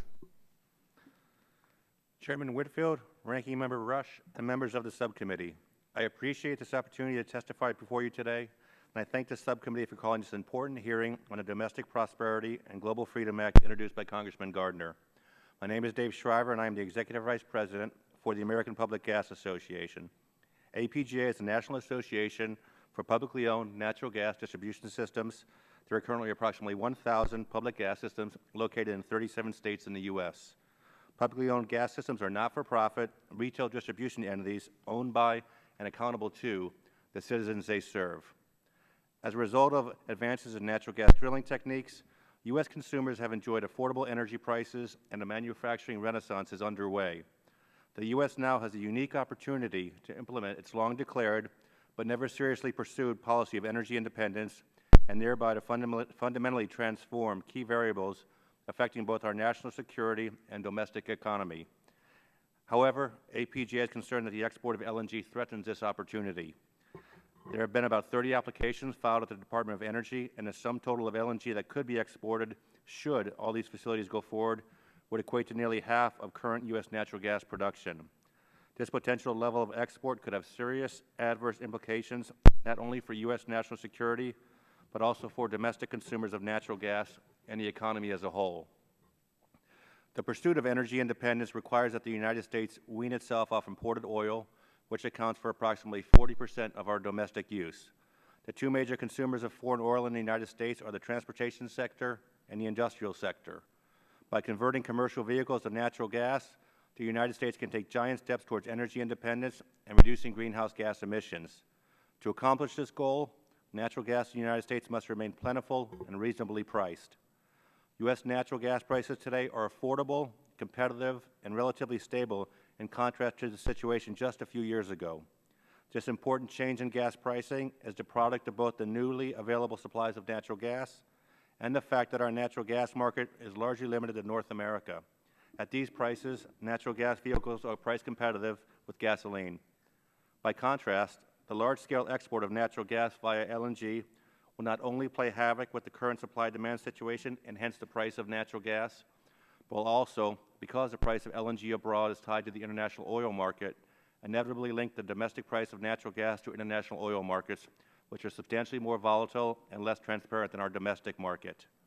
APGA is not against free trade, but when important policies collide, nations must make choices. U.S. policymakers must carefully consider and prioritize the use of domestic resources according to the national interest over both the long and short terms. Ultimately, U.S. LNG will be sold by private firms to the highest bidder without any consideration of U.S. geopolitical interest.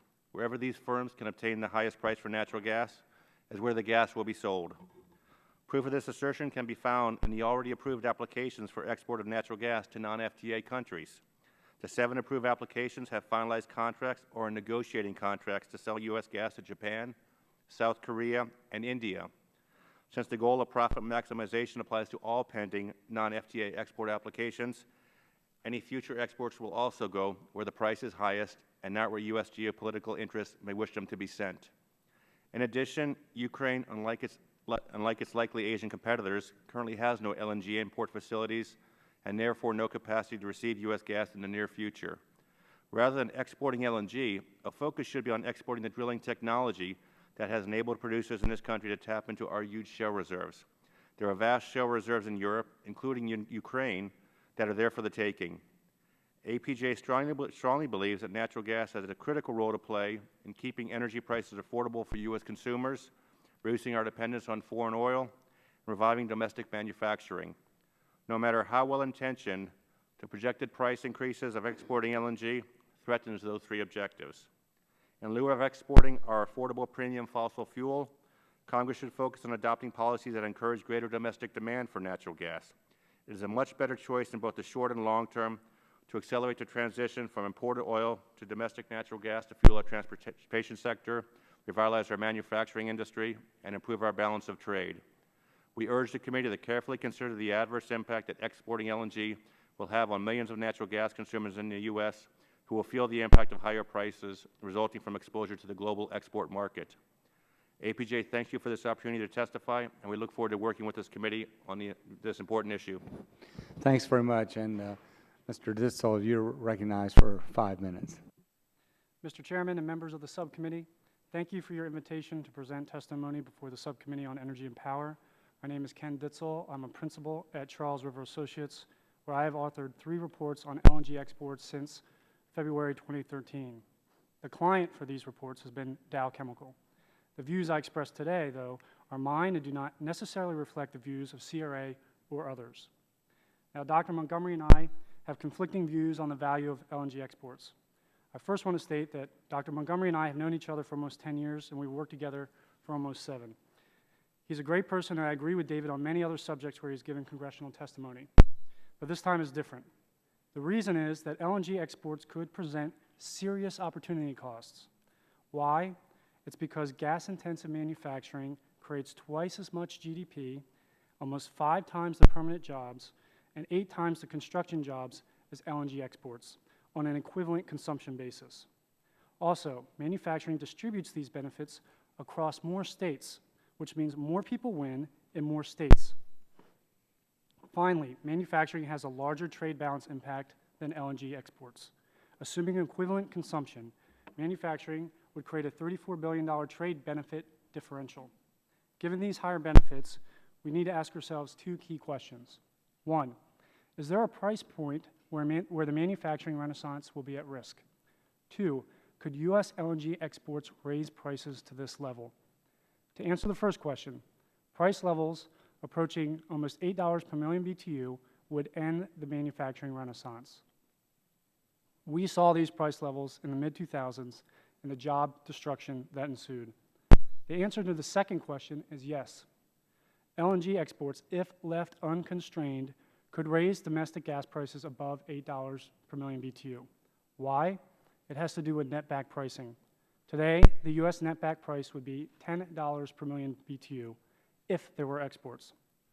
Turning to the two NERA reports, I have a number of criticisms about their assumptions, process, and results. Given DOE's reliance on the first NERA report, it is surprising that the DOE never had the report peer-reviewed, as it would have uncovered a number of concerns, such as, one, the NERA report forecasted no exports in its reference cases, even though 30 BCF per day of applications were submitted at the time. Second, a lack of transparencies in results. Full output data by scenario were missing on supply and demand by region and international LNG import prices. Third, resource owners win while the rest of the economy loses. Fourth, assumptions that the LNG market is competitive. We know it's not because OPEC influences the oil prices by which LNG is indexed. And reviewing the second NERA report, I found more concerns. One is, NERA is now forecasting 5 BCF per day in the long term in its reference scenario, even though actual LNG export margins have slightly decreased between the timing of the two reports. The second is, NERA's results are inconsistent. NERA forecasts wellhead prices to be $3.44 in 2018 in its reference scenario. Backing into this price using NERA's output tables gives lower prices, which means LNG exports would be uneconomic and would not occur in their model. Three, LNG exports, NERA forecasts almost 1 BCF per day of exports by 2018, which is only 45% of the Sabine Pass capacity, yet Sabine has a take-or-pay contract that would put the facility near 100%. Also, at 45%, one has to wonder if Sabine is a losing proposition, which NERA shareholders wouldn't want to hear. Fourth, NERA forecasts international gas prices to drop from $16 today to $11 by 2018. That's because NERA models the LNG market as competitive when we know it's not. The BG Group, however, forecasts LNG import prices to remain close to today's levels for the next few years. In summary, I believe the value of LNG exports is still very much in question. The process employed thus far has been opaque, and I encourage the DOE to open up the process and reconsider the reports it relies upon for determining what is in the public interest. Thank you very much. At this time, Dr. Montgomery, you're recognized for 5 minutes. Thank you, Mr. Chairman and Ranking Member Rush, and Mr. Green, Mr. Griffith, and Mr. Gardner. I appreciate the opportunity to be here and thought I might as well mention all of you. I led both NERA's study of the macroeconomic impacts of LNG exports that we did for the Department of Energy and also our recent update. I've provided a copy of this report with my testimony. I'd like to request that that be entered for the record. I'm also speaking today for myself, not for NERA or any other consultant there or any of their clients. These are my opinions. We did, as Dr. Gant mentioned, in our new study, update our data to the most recent complete Energy Information Administration Annual Energy Outlook. What Mr. Dietzel refers to as our forecasts are simply what was in AEO 2011 when we did the DOE study and 2013 in our current study. The reference case was calibrated precisely to the AEO forecast, as close as you can come. So we did the update. We also looked at higher levels of exports than we did in the previous study. We looked at the full amounts of exports that the market would take in each of the scenarios that we developed. And what we found, again, was that LNG exports would provide net economic benefits to the U.S. in all the scenarios we examined, and the less the regulators restricted U.S. exports, the greater the benefits would be.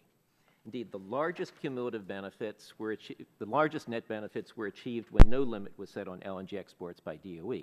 But that didn't mean that exports are unlimited because the market would limit them. And put another way, there is a sweet spot. I agree. But the sweet spot is only going to be found by letting the market work to discover it. We are not going to be able to discover a sweet spot through arguments here or through analysis. The sweet spot is the point at which the value in domestic use and the value of exports are balanced off by the market. We also find that the benefits of LNG exports will be distributed broadly, and we looked at this more carefully than we did in the previous version. Wage growth will be slightly slower, but it's not true that it's only rich landowners in Wyoming and North Dakota that will be getting the benefits. Workers benefit from increased values of their 401ks and retirement savings. Everyone benefits from a source of government revenue that doesn't retard growth. And there's the basic point of international trade that when we increase exports, it directly reduces the cost of the other imported consumer goods that people buy. So there is an offsetting effect. When we, there's a demand for our exports. As our LNG exports go up, buyers need dollars. Buyers go out and acquire those dollars. That drives the value of the dollar up. That drives down the price of all the other goods that we import. For consumers, that's what turns out to be a wash, and it's a very important part of understanding the trade implications. Now, you've heard that the chemical industry will create more GDP if it were allocated a BCF of gas than the natural gas industry would create by exporting it. That's a false dichotomy, and it's bad economics in the bargain. The same thing could be said of every industry that uses a basic commodity. For example, grocery manufacturers who use the same agricultural products that we export. Does this mean that we need to establish a law that creates a public interest requirement for determining whether agricultural exports are in our national interest? No, the market sorts that one out perfectly adequately. The whole notion that chemicals or other manufacturing industries need government allocations of energy to survive is false. There's just no problem for the government to solve. The competitive advantage of U.S. manufacturing won't be taken away by exports. I'd like to put up one slide here which shows what happened. This is the manufacturing renaissance. This is the effect of lower natural gas prices. In 2000, in the red line, the blue line shows 2005. The United States was the highest cost producer of chemicals at that point. It was really on the verge of being knocked out of business. Now we are tied with the Middle East as the lowest cost producer. We have a 60-cent a pound advantage in ethylene production over our nearest rival. So I did a calculation. I asked, what is the maximum impact that we see from natural gas exports across all our cases? It is not this fantasy that we are going to be linked to oil prices and suddenly jump to $10 or $12 a barrel. It's a $1 increase above what prices would otherwise be. That $1 increase in natural gas prices converts to 5 cents a pound on the cost of producing ethylene. That's out of a 60-cent advantage that we have already. It's true. U.S. manufacturing gets a huge advantage over its rivals in countries that have to import natural gas, and we get it because our gas is so much cheaper and that there is enough for manufacturing and enough for the exports as well. In fact, when we looked at exports, we found that almost all of the increased gas for exports was coming from additional production. Almost none of it was coming from manufacturing. Manufacturing can afford to buy the gas because it has such an advantage. It's a false dichotomy to say it's an either or. Let me show you two other slides. This one shows that there are employment impacts, and they are positive impacts. There are direct jobs that are going to be created by building LNG facilities. We show them here that they will peak before 2018, somewhere between 2,000 to 40,000 jobs, depending on how fast we get on with the business of exporting LNG. That actually converts into reduced unemployment. A lot of talk about creating jobs and putting people to work 40 years from now is nonsense. CBO and most other forecasters assume that once we get out of this recession, we will stay approximately at full employment. What matters is between now and 2018, because that's when CBO says we will be returning to full employment. Using a standard kind of macroeconomic theory, we looked at this and determined that we would get something up to 45,000 additional workers drawn out of the unemployed and put to work at the maximum level of LNG exports that we came across. Final chart let me show. this would have an effect on Russia. I'll leave it to others to talk about why it's our strategic advantage to do this, but what this shows is that if the United States, if we do two things, one is if we remove bureaucratic restrictions on exports, and the second is if we actually encourage the shale revolution rather than restricting it through ham-handed regulations or unjustified fears.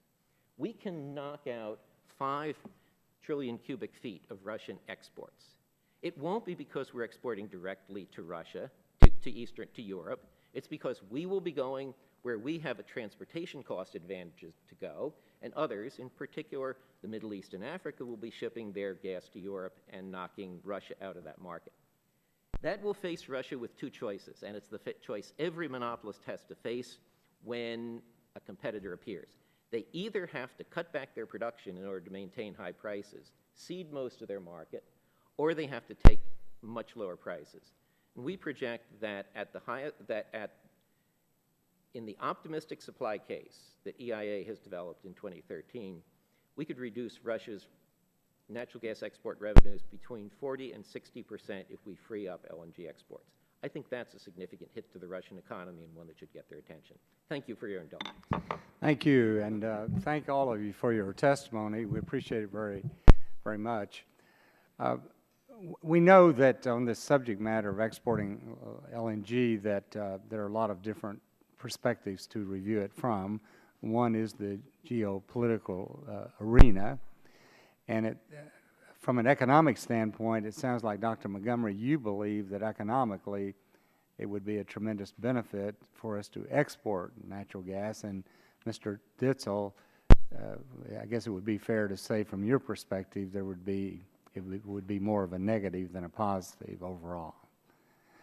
So I want to get back to that in just a minute, but Dr. Orban, you've heard the argument that because of the time that it takes to put in infrastructure to export, that really there's not going to be any immediate benefit to European countries that are relying on natural gas from Russia.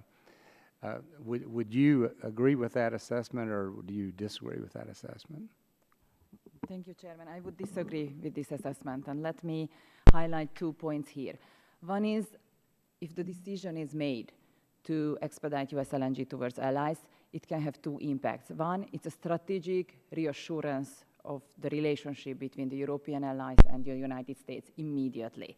It sends a very important geopolitical signal at that very moment.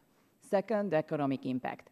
We have numerous cases, and in my written testimony, I also cited one case when a future prospect of alternative already had a price impact on the dominant supplier's pricing.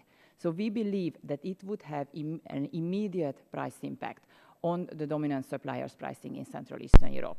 And also, let me add, when we are talking about the energy industry, we are talking about decades of investments. An investment will become rentable and will reach its maturity in several decades. We are talking here about a couple of years, which is in the energy industry, it's like talking about tomorrow or the day after tomorrow. And let me also take this opportunity to highlight what is very important for us, that this issue here, what we are discussing today, is a non-partisan issue in the United States. And I would like to highlight and recognize Congressman Gardner for introducing this bill. And I would like to recognize also Ranking Member Rush for acknowledging the geopolitical aspect of this important issue. Let me ask you, when you import natural gas from Russia by way of the Ukraine or Belarus or however, what is the length normally of those contracts? The current length of those contracts is 20 to 25 years. These are long-term contracts. Your microphone. Sorry. The length of those contracts is 20-25 years. They are long-term contracts which were usually concluded in the 90s.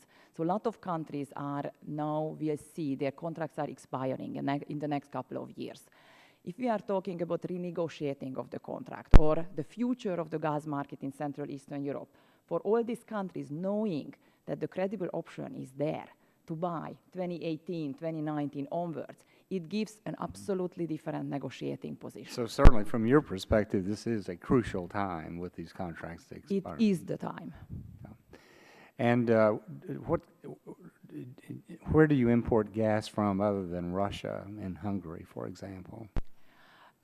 We are importing from Russia, as well as we have an access to a hub in Baumgarten, which is in Austria, where we are also we are able to import not on a long-term basis, but on a spot basis. But if we talk about the molecules, all the molecules in the pipeline system are Russian, of course, in that part of Europe.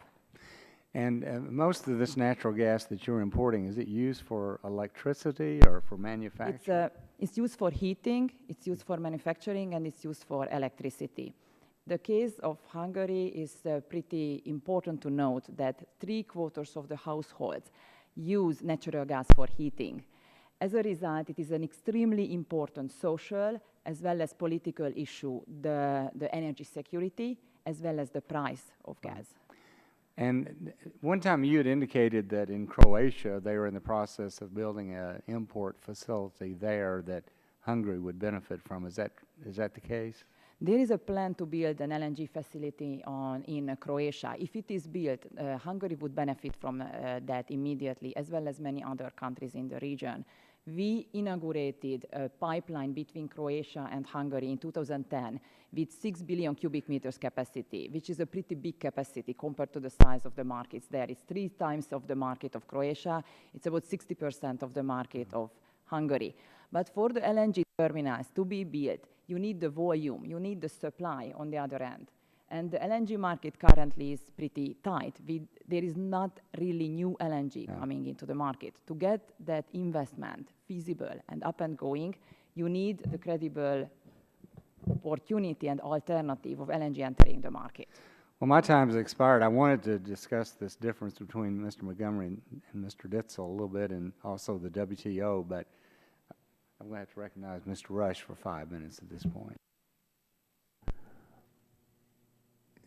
This is very interesting, Mr. Chairman. I want you to know we're seeing a resurgence in American manufacturing, and I want to go on the record to make sure that we don't do anything to undermine and hinder or hamper this resurgence in manufacturing. But I'm also quite interested in the geopolitical aspects of this, and I don't know whether or not Dr. Orbain could speak to this, but I certainly want to ask. I think that I grew up on the streets of Chicago. It has been my experience that the success of a bully is that they continue to be a bully until you stop them. Until you stop them from being a bully. And so, and you stand up to a bully. You call a bully out. And so, in my own way, I look at Putin as being a bully. And if we don't do something either here in terms of the matter before the committee on LNG or whatever, what can you see or tell us, give us an idea of where does he go next? Who's he going to bully next? Do you have any idea about that? And then I'm going to get back to the matter at hand, but I just want to take an opportunity, because I think that once a guy, if you don't stop a bully, you're going to keep on bullying. That's the nature of a bully until you stand up to him. So is that one of your concerns? Thank you, Mr. Rush. If I understood you correctly, at the beginning of your question, you allowed me not to answer, but you said that you will still ask it. I think I am not sure whether anybody is able to answer your question. All right. Well, let's go back to something maybe somebody can answer. Mr. Shriver, the American Public Gas Association has been working with Dow, Alcoa, Nucor, and other major U.S. manufacturers on the issue of this of LNG exports, and you all have significant concerns about exporting LNG. The industrial energy consumers of America is also very concerned and strongly opposes the bill before the subcommittee. So based on your conversations with these companies, why do you think that they're so concerned about LNG exports? From the perspective of our members, we're concerned about the price impacts, first and foremost. Our members are focused on providing safe and affordable natural gas for their customers. So that's one. We're also concerned about the impact LNG exports are going to have on efforts to increase our energy independence.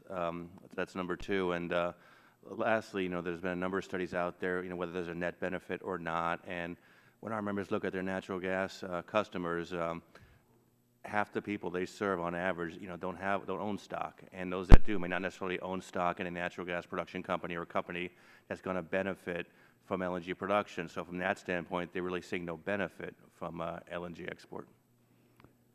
Mr. Dissel, I understand that Dow has commissioned some of your work on LNG export impacts.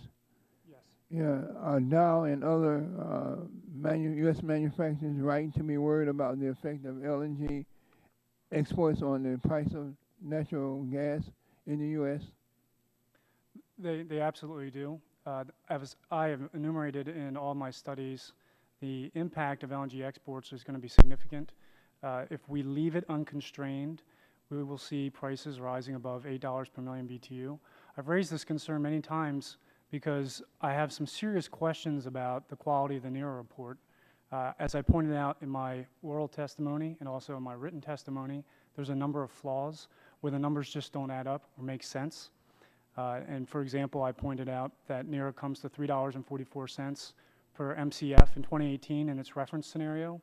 The problem is that when you look at their output tables and you add it all up, it comes to a number that's lower, which means you wouldn't export. So there's a number of concerns with the NERA. Well, my time is running out. What about the jobs that are at stake of large volumes of LNG exports? How many jobs are at stake? Well, when we did our analysis and looking at the job impact, we found that there's a five-time impact by manufacturing relative to LNG exports. So that is roughly 180,000 jobs that are created from manufacturing at 5 BCF per day, and a fifth of that with LNG exports. And it's only something that's a concern if LNG prices rise or force prices to rise above $8 per million BTU, which we think will happen. Dr. Montgomery don't agree with you. He disagrees, and why do you think he's wrong about his analysis? Yeah. He ties his reports and his analysis to the EIA reference case, and as I've shown in my slides and in my testimony, the EIA reference case is consistently wrong. If you look back at history, it never hits any of the spot prices.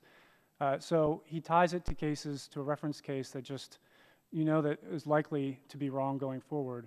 And in that case, we've implied the EIA analysis, we've analyzed the EIA analysis and showed that the implied import price in their analysis is around $12 per million BTU in the long term, and that's consistent with what Dr. Montgomery uncovers in his analysis, and that's a big drop from today's prices. So his analysis thinks that the LNG exports from the U.S. are going to make a big dent. Gentlemen's time has expired. I'm going to try to do this better than last time. I think last time I hit the mute all button, so I'm going to try not to do that this time.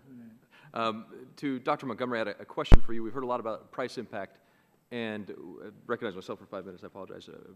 We heard a lot about price impact and investments in various industries.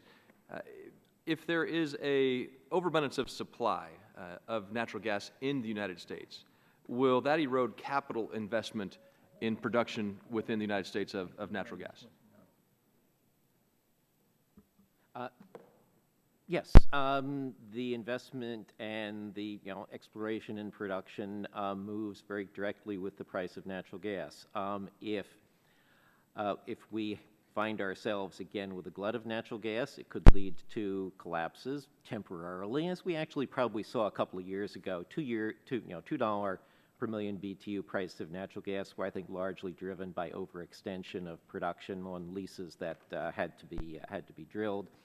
But it's all a matter of degree. As we see additional demand for natural gas exports coming into the market, That will bring forth production. I will let EIA defend its own record. I think that Mr. Dietzel seems to forget that every forecaster misses precise numbers. The point is that EIA has done a very good job on average of keeping up with what we are thinking, with kind of current thinking about the future.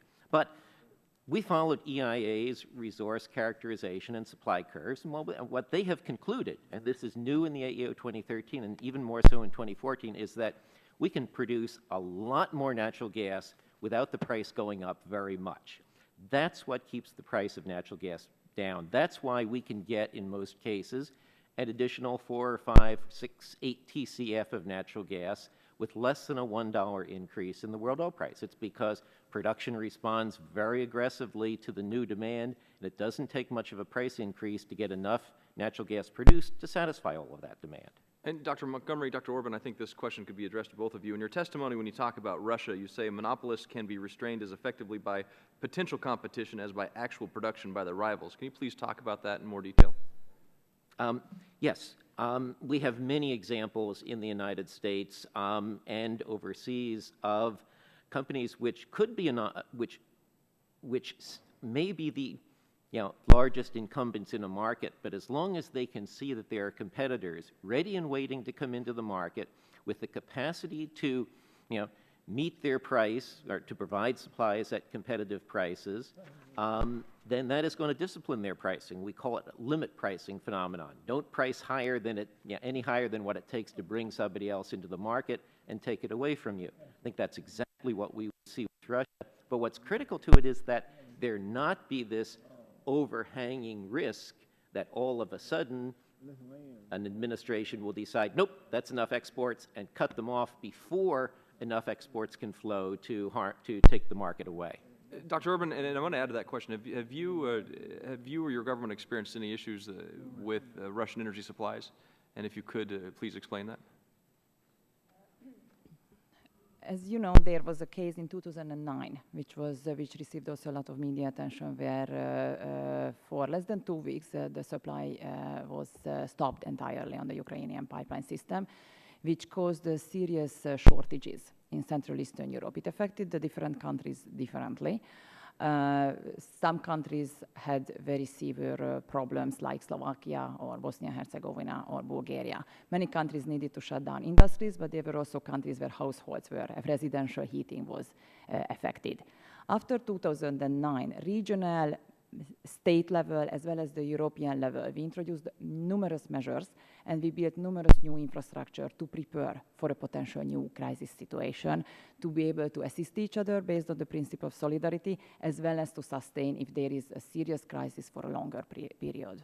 And the ability for the United States to export LNG, of course, would help mitigate that as well. That would absolutely. As I explained, what we need is build the internal capacity. The pipeline system and the internal infrastructure in Europe is lagging behind that of the United States. That's our homework. We are doing that. The other which we need is the extra volume to create the gas-to-gas competition in the market, and that's where the United States could be essential. Mr. Dietzel, is it a fair assumption to say that the manufacturing renaissance in this country is because of the price of energy and the abundance of energy supply in this nation? Absolutely. Are you concerned that a lack of opportunity to export will impact investments within energy and drive energy prices up because of a lack of investment in the energy sector, as wells are shut in and production is decreased because of that issue? My concern is that with unlimited LNG exports, it'll raise domestic gas prices to a point that will close and the manufacturing renaissance. Dr. Montgomery, what do you say to those who say that talk about the levels, if there's no limit, that the levels will be unlimited? You have to find a buyer. And the U.S. is not going to find buyers for gas at the levels that Mr. Dietzel is assuming. You simply have to look at supply and demand in the global market. And there are far too many countries out there who could beat us by several dollars a million BTU in delivering gas if our wellhead price was $10. We can't find a scenario in which we sell gas at $10 a million BTU because nobody in the world wants it at that price. Thank you. And my time has expired. Mr. Green, the gentleman from Texas, is recognized for 5 minutes. Thank you, Mr. Chairman. Thank both the chair and the ranking member for having a hearing today on an issue that's really important to where I come from. I have an industrial area in East Harris County, chemical plants, refineries that are all benefiting from our reasonable priced natural gas. Our committee in 2005 actually federalized permitting of importing LNG because we thought our chemical industry in '05, we couldn't compete with North Sea gas, so we were losing chemical jobs, as you mentioned, Mr. Montgomery. But now we're seeing expansions. Of course, my concern is a balance between the producers needing to be certain they know their gas will have a market, because right now we are flaring a significant amount in South Texas, and I know the royalty owners would love to see that stop flaring and be able to ship it to someone. But our manufacturers need to know they have a certainty of their prices not to skyrocket. And I'd love to help our allies, and particularly in Eastern Europe. But even if we passed the bill today, even Cheniere in the Sabine area is not going to export gas until next year. So even if we streamline every permit that is in the line, it's not going to get there very quickly. And that's, again, depending on the investment that they can get. But the American people need to know that they will continue to benefit from our natural resources that we are seeing in Renaissance. By eliminating the regulatory oversight, I'm concerned that we should mostly harness the agency expertise, and we heard that earlier, streamline the decision-making, which I think is being done right now, and also define the transparency. And so that's why I'm glad we're having this hearing today. Mr. Shriver, in your testimony, you state that the U.S. will give up a manufacturing renaissance promised on low prices of domestic natural gas. You cite an article in the New York Times that in South African investment in a gas-to-liquids plant in Louisiana would cost $14 billion. Do you believe that this firm relied solely on the NERA study commissioned by the DOE to invest in that plant in Louisiana? Do I believe the firm that's moving to Louisiana is relying solely on NERA? No. I assume there are a number of factors. I don't want to speak for them, but I assume there are a number of factors, one of which is the low cost of natural gas we're enjoying right now. Well, the CEO of that South African country stated that the plant becomes economical when U.S. natural gas prices exceed $8 per million BTU. Do you believe that the companies that will invest $14 billion to build a new facility without forecasting potential natural gas increases, that would be much less than $8? We're not sure. From APGA's perspective, we're not sure ultimately how much natural gas is going to be exported, and every study we've seen has shown that the more natural gas is exported, the greater the price impact will be. Well, even in Texas, we have 5 crackers that cost $1 billion each, and these companies relied on NERA study, and they'll invest that $1 billion without forecasting. Do you believe they would invest that $1 billion per cracker without forecasting potential price increases? I'm sure they forecasted potential price increases. Mr. Ditzel, how is natural gas priced in different parts of the world? Again, a lot of us know we're used to our U.S. pricing system, but it's priced in different ways. For example, Henry Hub, National Balancing Point, Japanese Clearing, S-curved oil indexed. When signing contracts, how many years constitute a long-term LNG contract? Could you tell us if there's a predominant natural gas pricing in the world, or is it really based on geography? It's absolutely based on geography. In the U.S., we have a very liquid market with several trading hubs, primarily the Henry Hub. Europe is becoming much more liquid with the National Balancing Point and the TTF facility. But in Asia, we see that a lot of the pricing is around oil because there's in Japan and Korea, they do not have domestic production capabilities.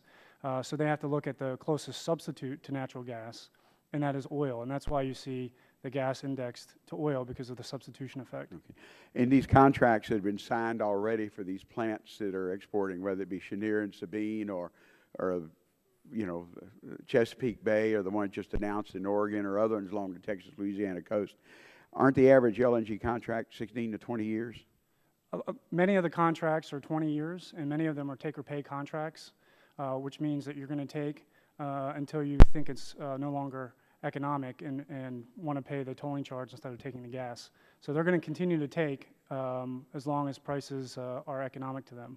Well, I'm real familiar in Texas with take-or-pay because we had some issues back in the 70s and 80s where utility companies had to make those commitments. And by the way, most of these contracts, where is their jurisdiction if there's a legal decision? Do they have the federal courts in the United States, New York federal court, or is it an international court? I'm sorry, I'm not an expert in that area, so I can't answer. Okay, because I know oftentimes if it's an international contract and it's not in a U.S. court, again, having practiced law, sometimes you can get a hometown in the country that might not be as beneficial for our exporting partners. Does your analysis include any shifting in contracting from the from Asia, for example? Gentleman from Texas, I've given you the next 45 seconds here. Okay, thank you.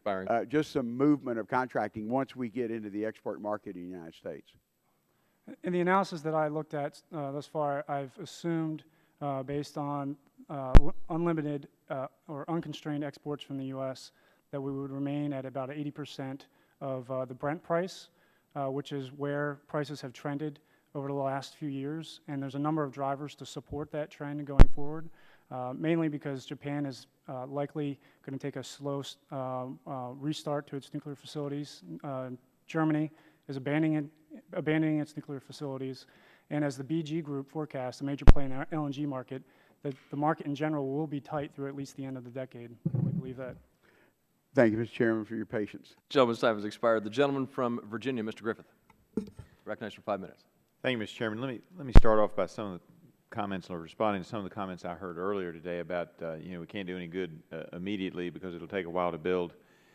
And I'm reminded that they believe that there's a lot of natural gas, maybe some oil, off the coast of Virginia, and that in 2004, when I was a member of the Virginia House of Delegates, we begged, let us start on the research, let us get going, and the criticism then was it will take 6 to 7 years, it's not going to do any good.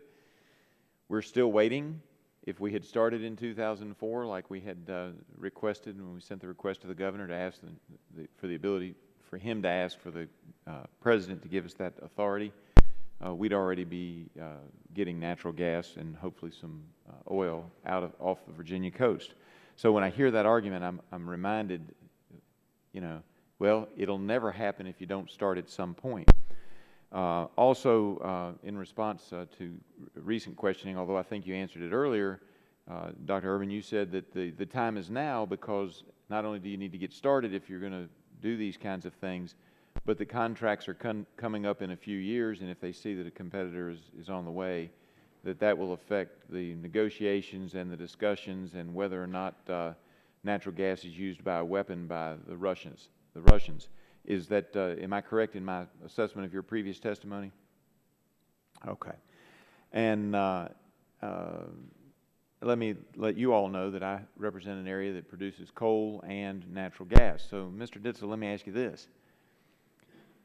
For vibrant manufacturing sector, wouldn't we also be well advised to not strangle our coal industry by regulations? Wouldn't you agree with that as well? I assume you're pro-coal as well as pro-natural gas usage?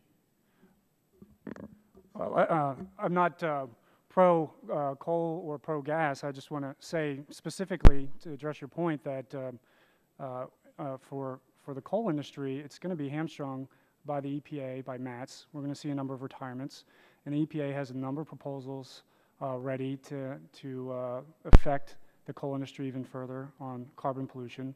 And coal is a backstop for natural gas.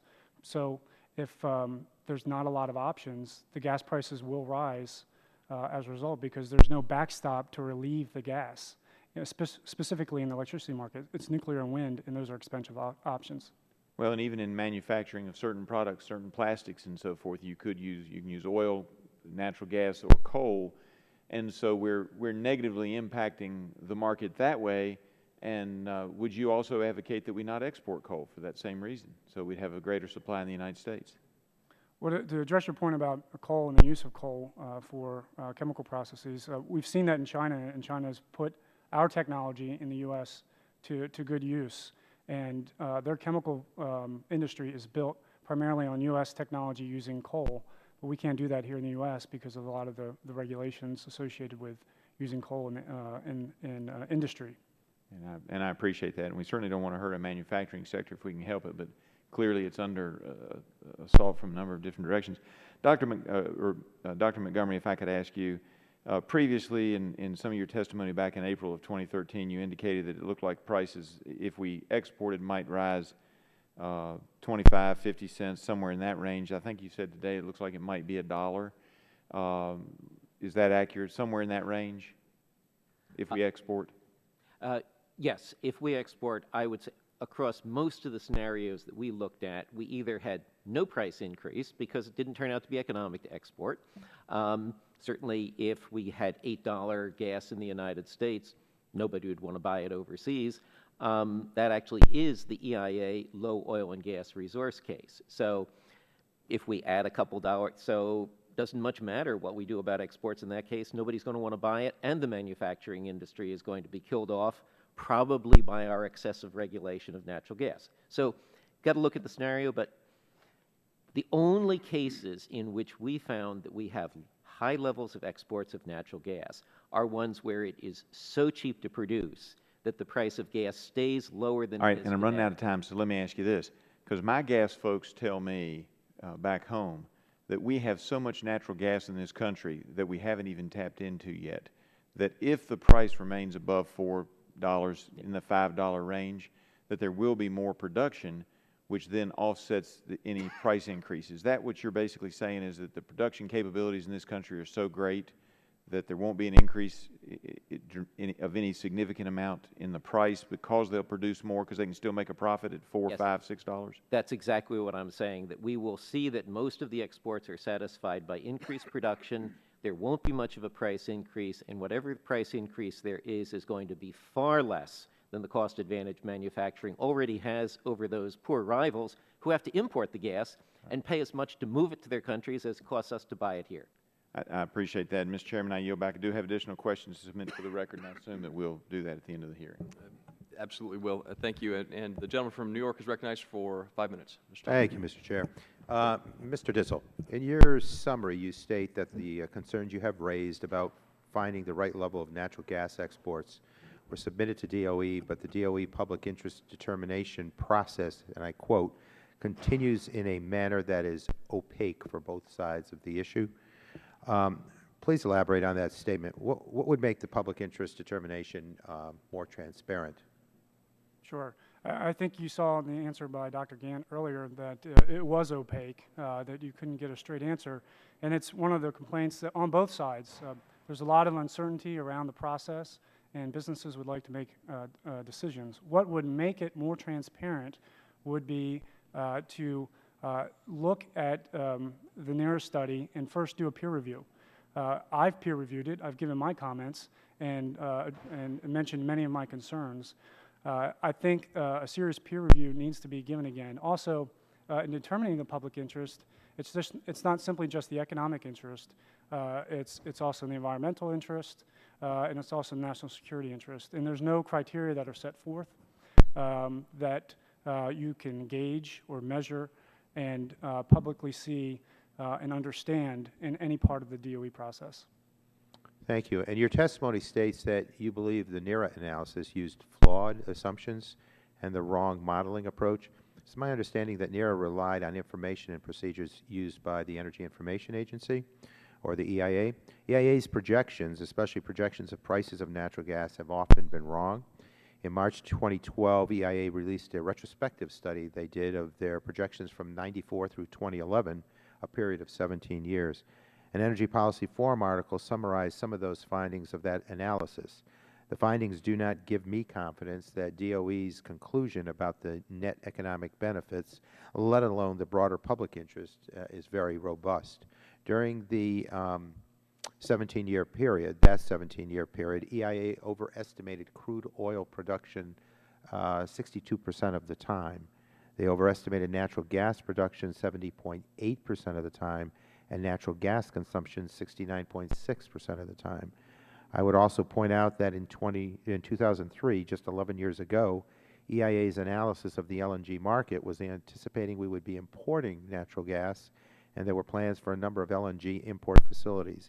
If DOE allows too much export, we may be creating a situation like the one we now face with propane, where in spite of the abundant domestic production, our consumers and our domestic manufacturers are paying very high prices and seeing no benefit from the increased domestic production.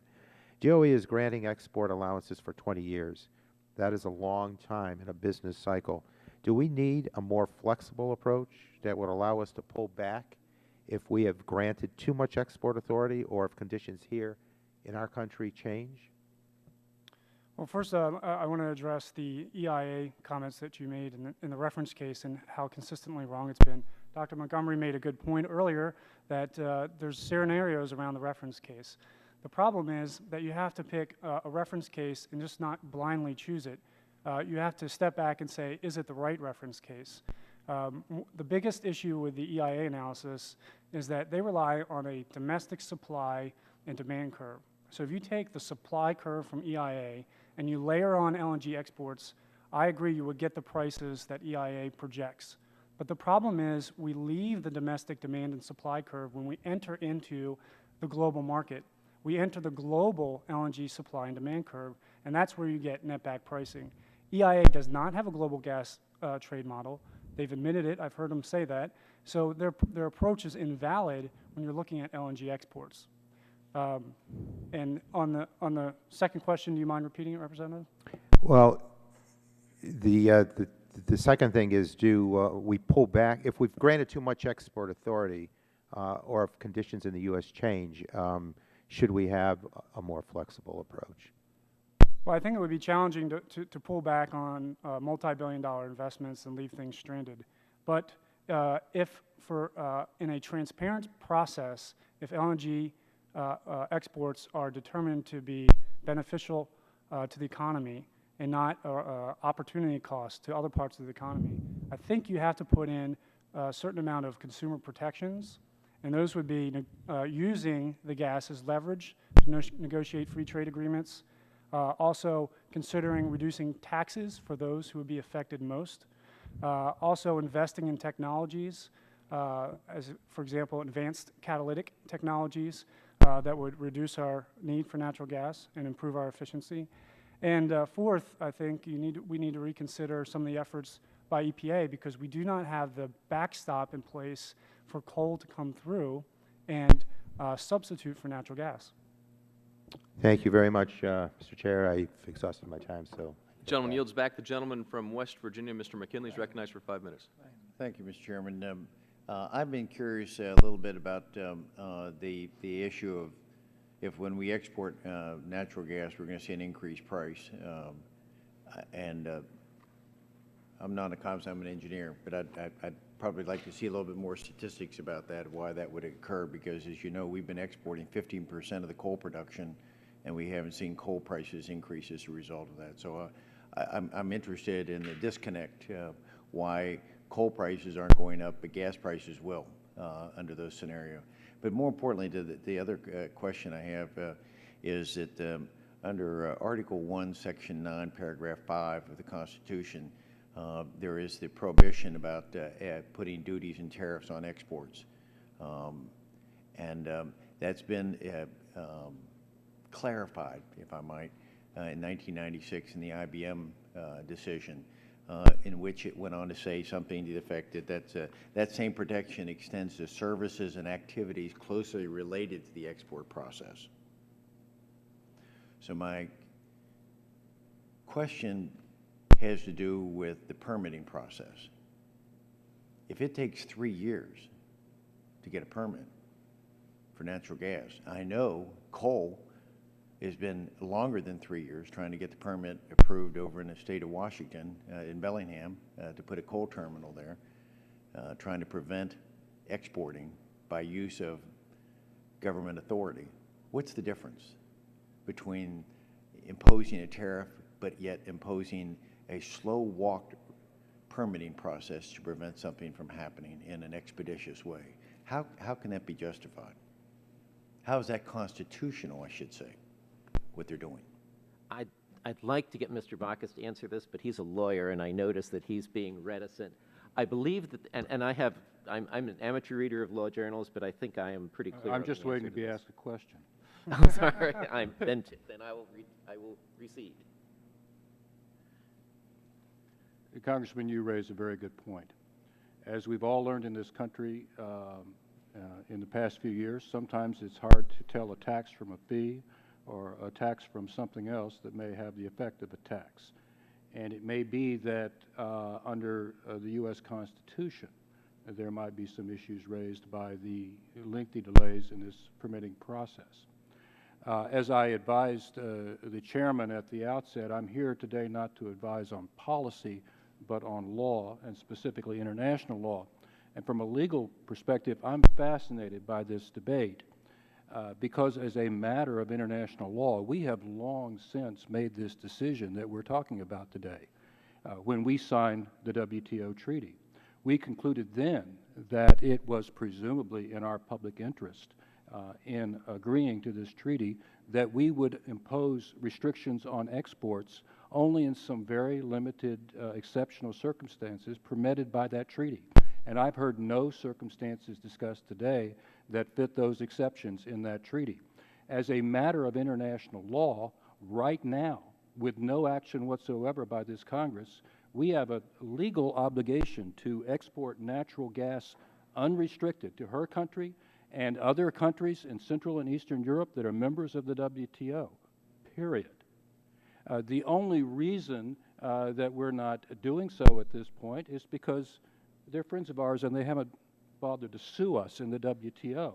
But somebody could do so. At the same time, as I mentioned, our valiant trade negotiators and trade lawyers in the administration are at this very moment arguing in the WTO in not one but two cases against China that they cannot do what these laws we're discussing that we have in place today do.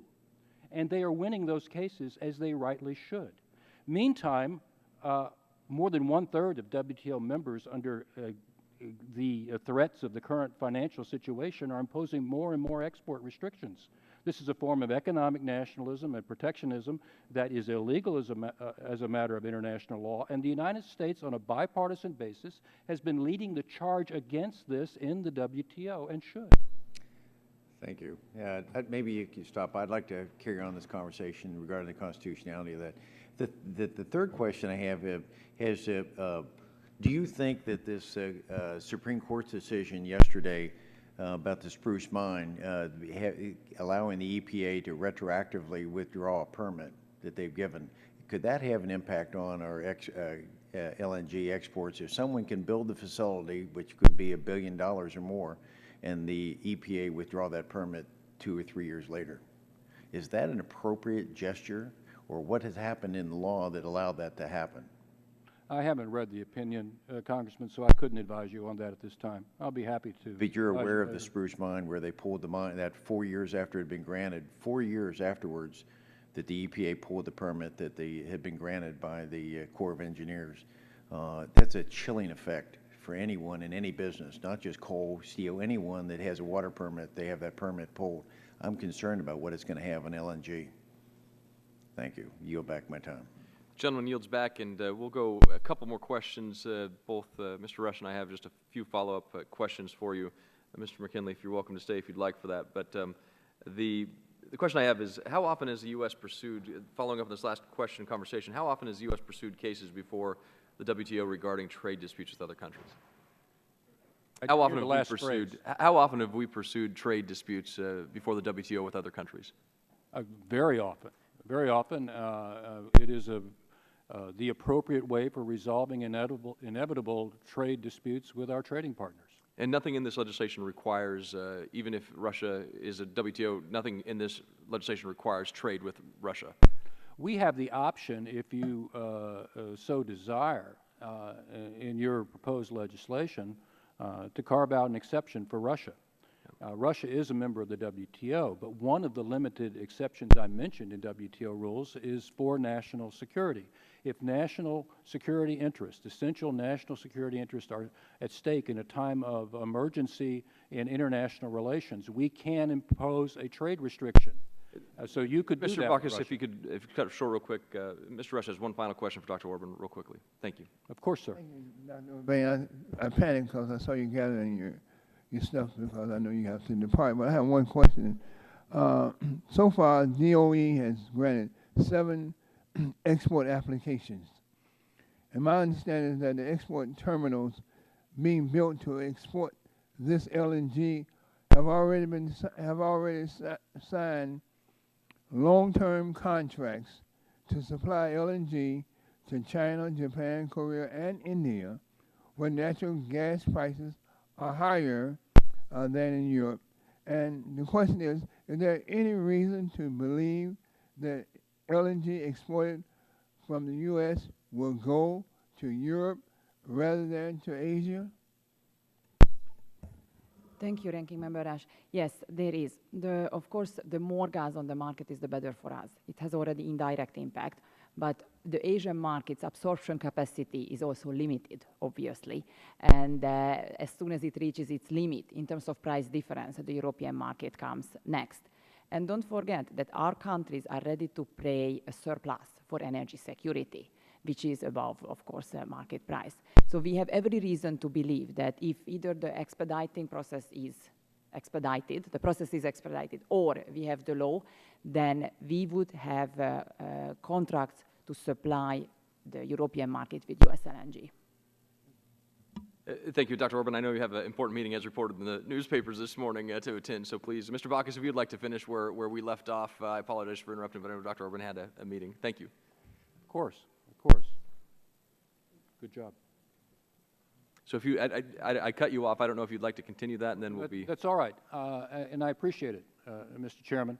As I said earlier, I think it's important that the committee consider WTO obligations before enacting legislation rather than learn about them afterwards, and I commend you for doing just that. Conceivably, the United States and other members of the WTO could impose trade restrictions and indeed a trade embargo on Russia, even though Russia is a member of the WTO. This need not be limited to natural gas or other energy products. It could include other products. This would be ordinarily in violation of WTO obligations. It could be challenged by Russia in WTO dispute settlement, but if the Russians did challenge it, we would then have a defense. The defense would be under Article 21 of the GATT, which deals with national security and is a general exception to general obligations, such as the one on not imposing restrictions on exports. This general defense has never been the subject of much jurisprudence in the WTO. One of my great accomplishments as a judge there was that I was able to get out of Geneva alive without having to say what it meant. But presumably, we would have this defense. It clearly is in the GATT, and I can't imagine that judges in the WTO would question any country's assertion of its national security interest, nor can I imagine that they would not see a national security concern here, especially if we did not proceed alone, but proceeded along with a number of our trading partners. Thank you, Mr. Bacchus, and to the panelists. Thank you very much for your time here today. That concludes today's hearing. Members are reminded that they will have 10 business days to submit questions for the record and other material. Anything else? Mr. Chairman. Yes. Mr. Chairman, I ask unanimous consent to place in the record a letter from the Industrial Energy Consumers of America strongly opposing H.R. 6, rather. Without objection. Thank you, Mr. Chairman. That concludes today's hearing. Thank you for your participation.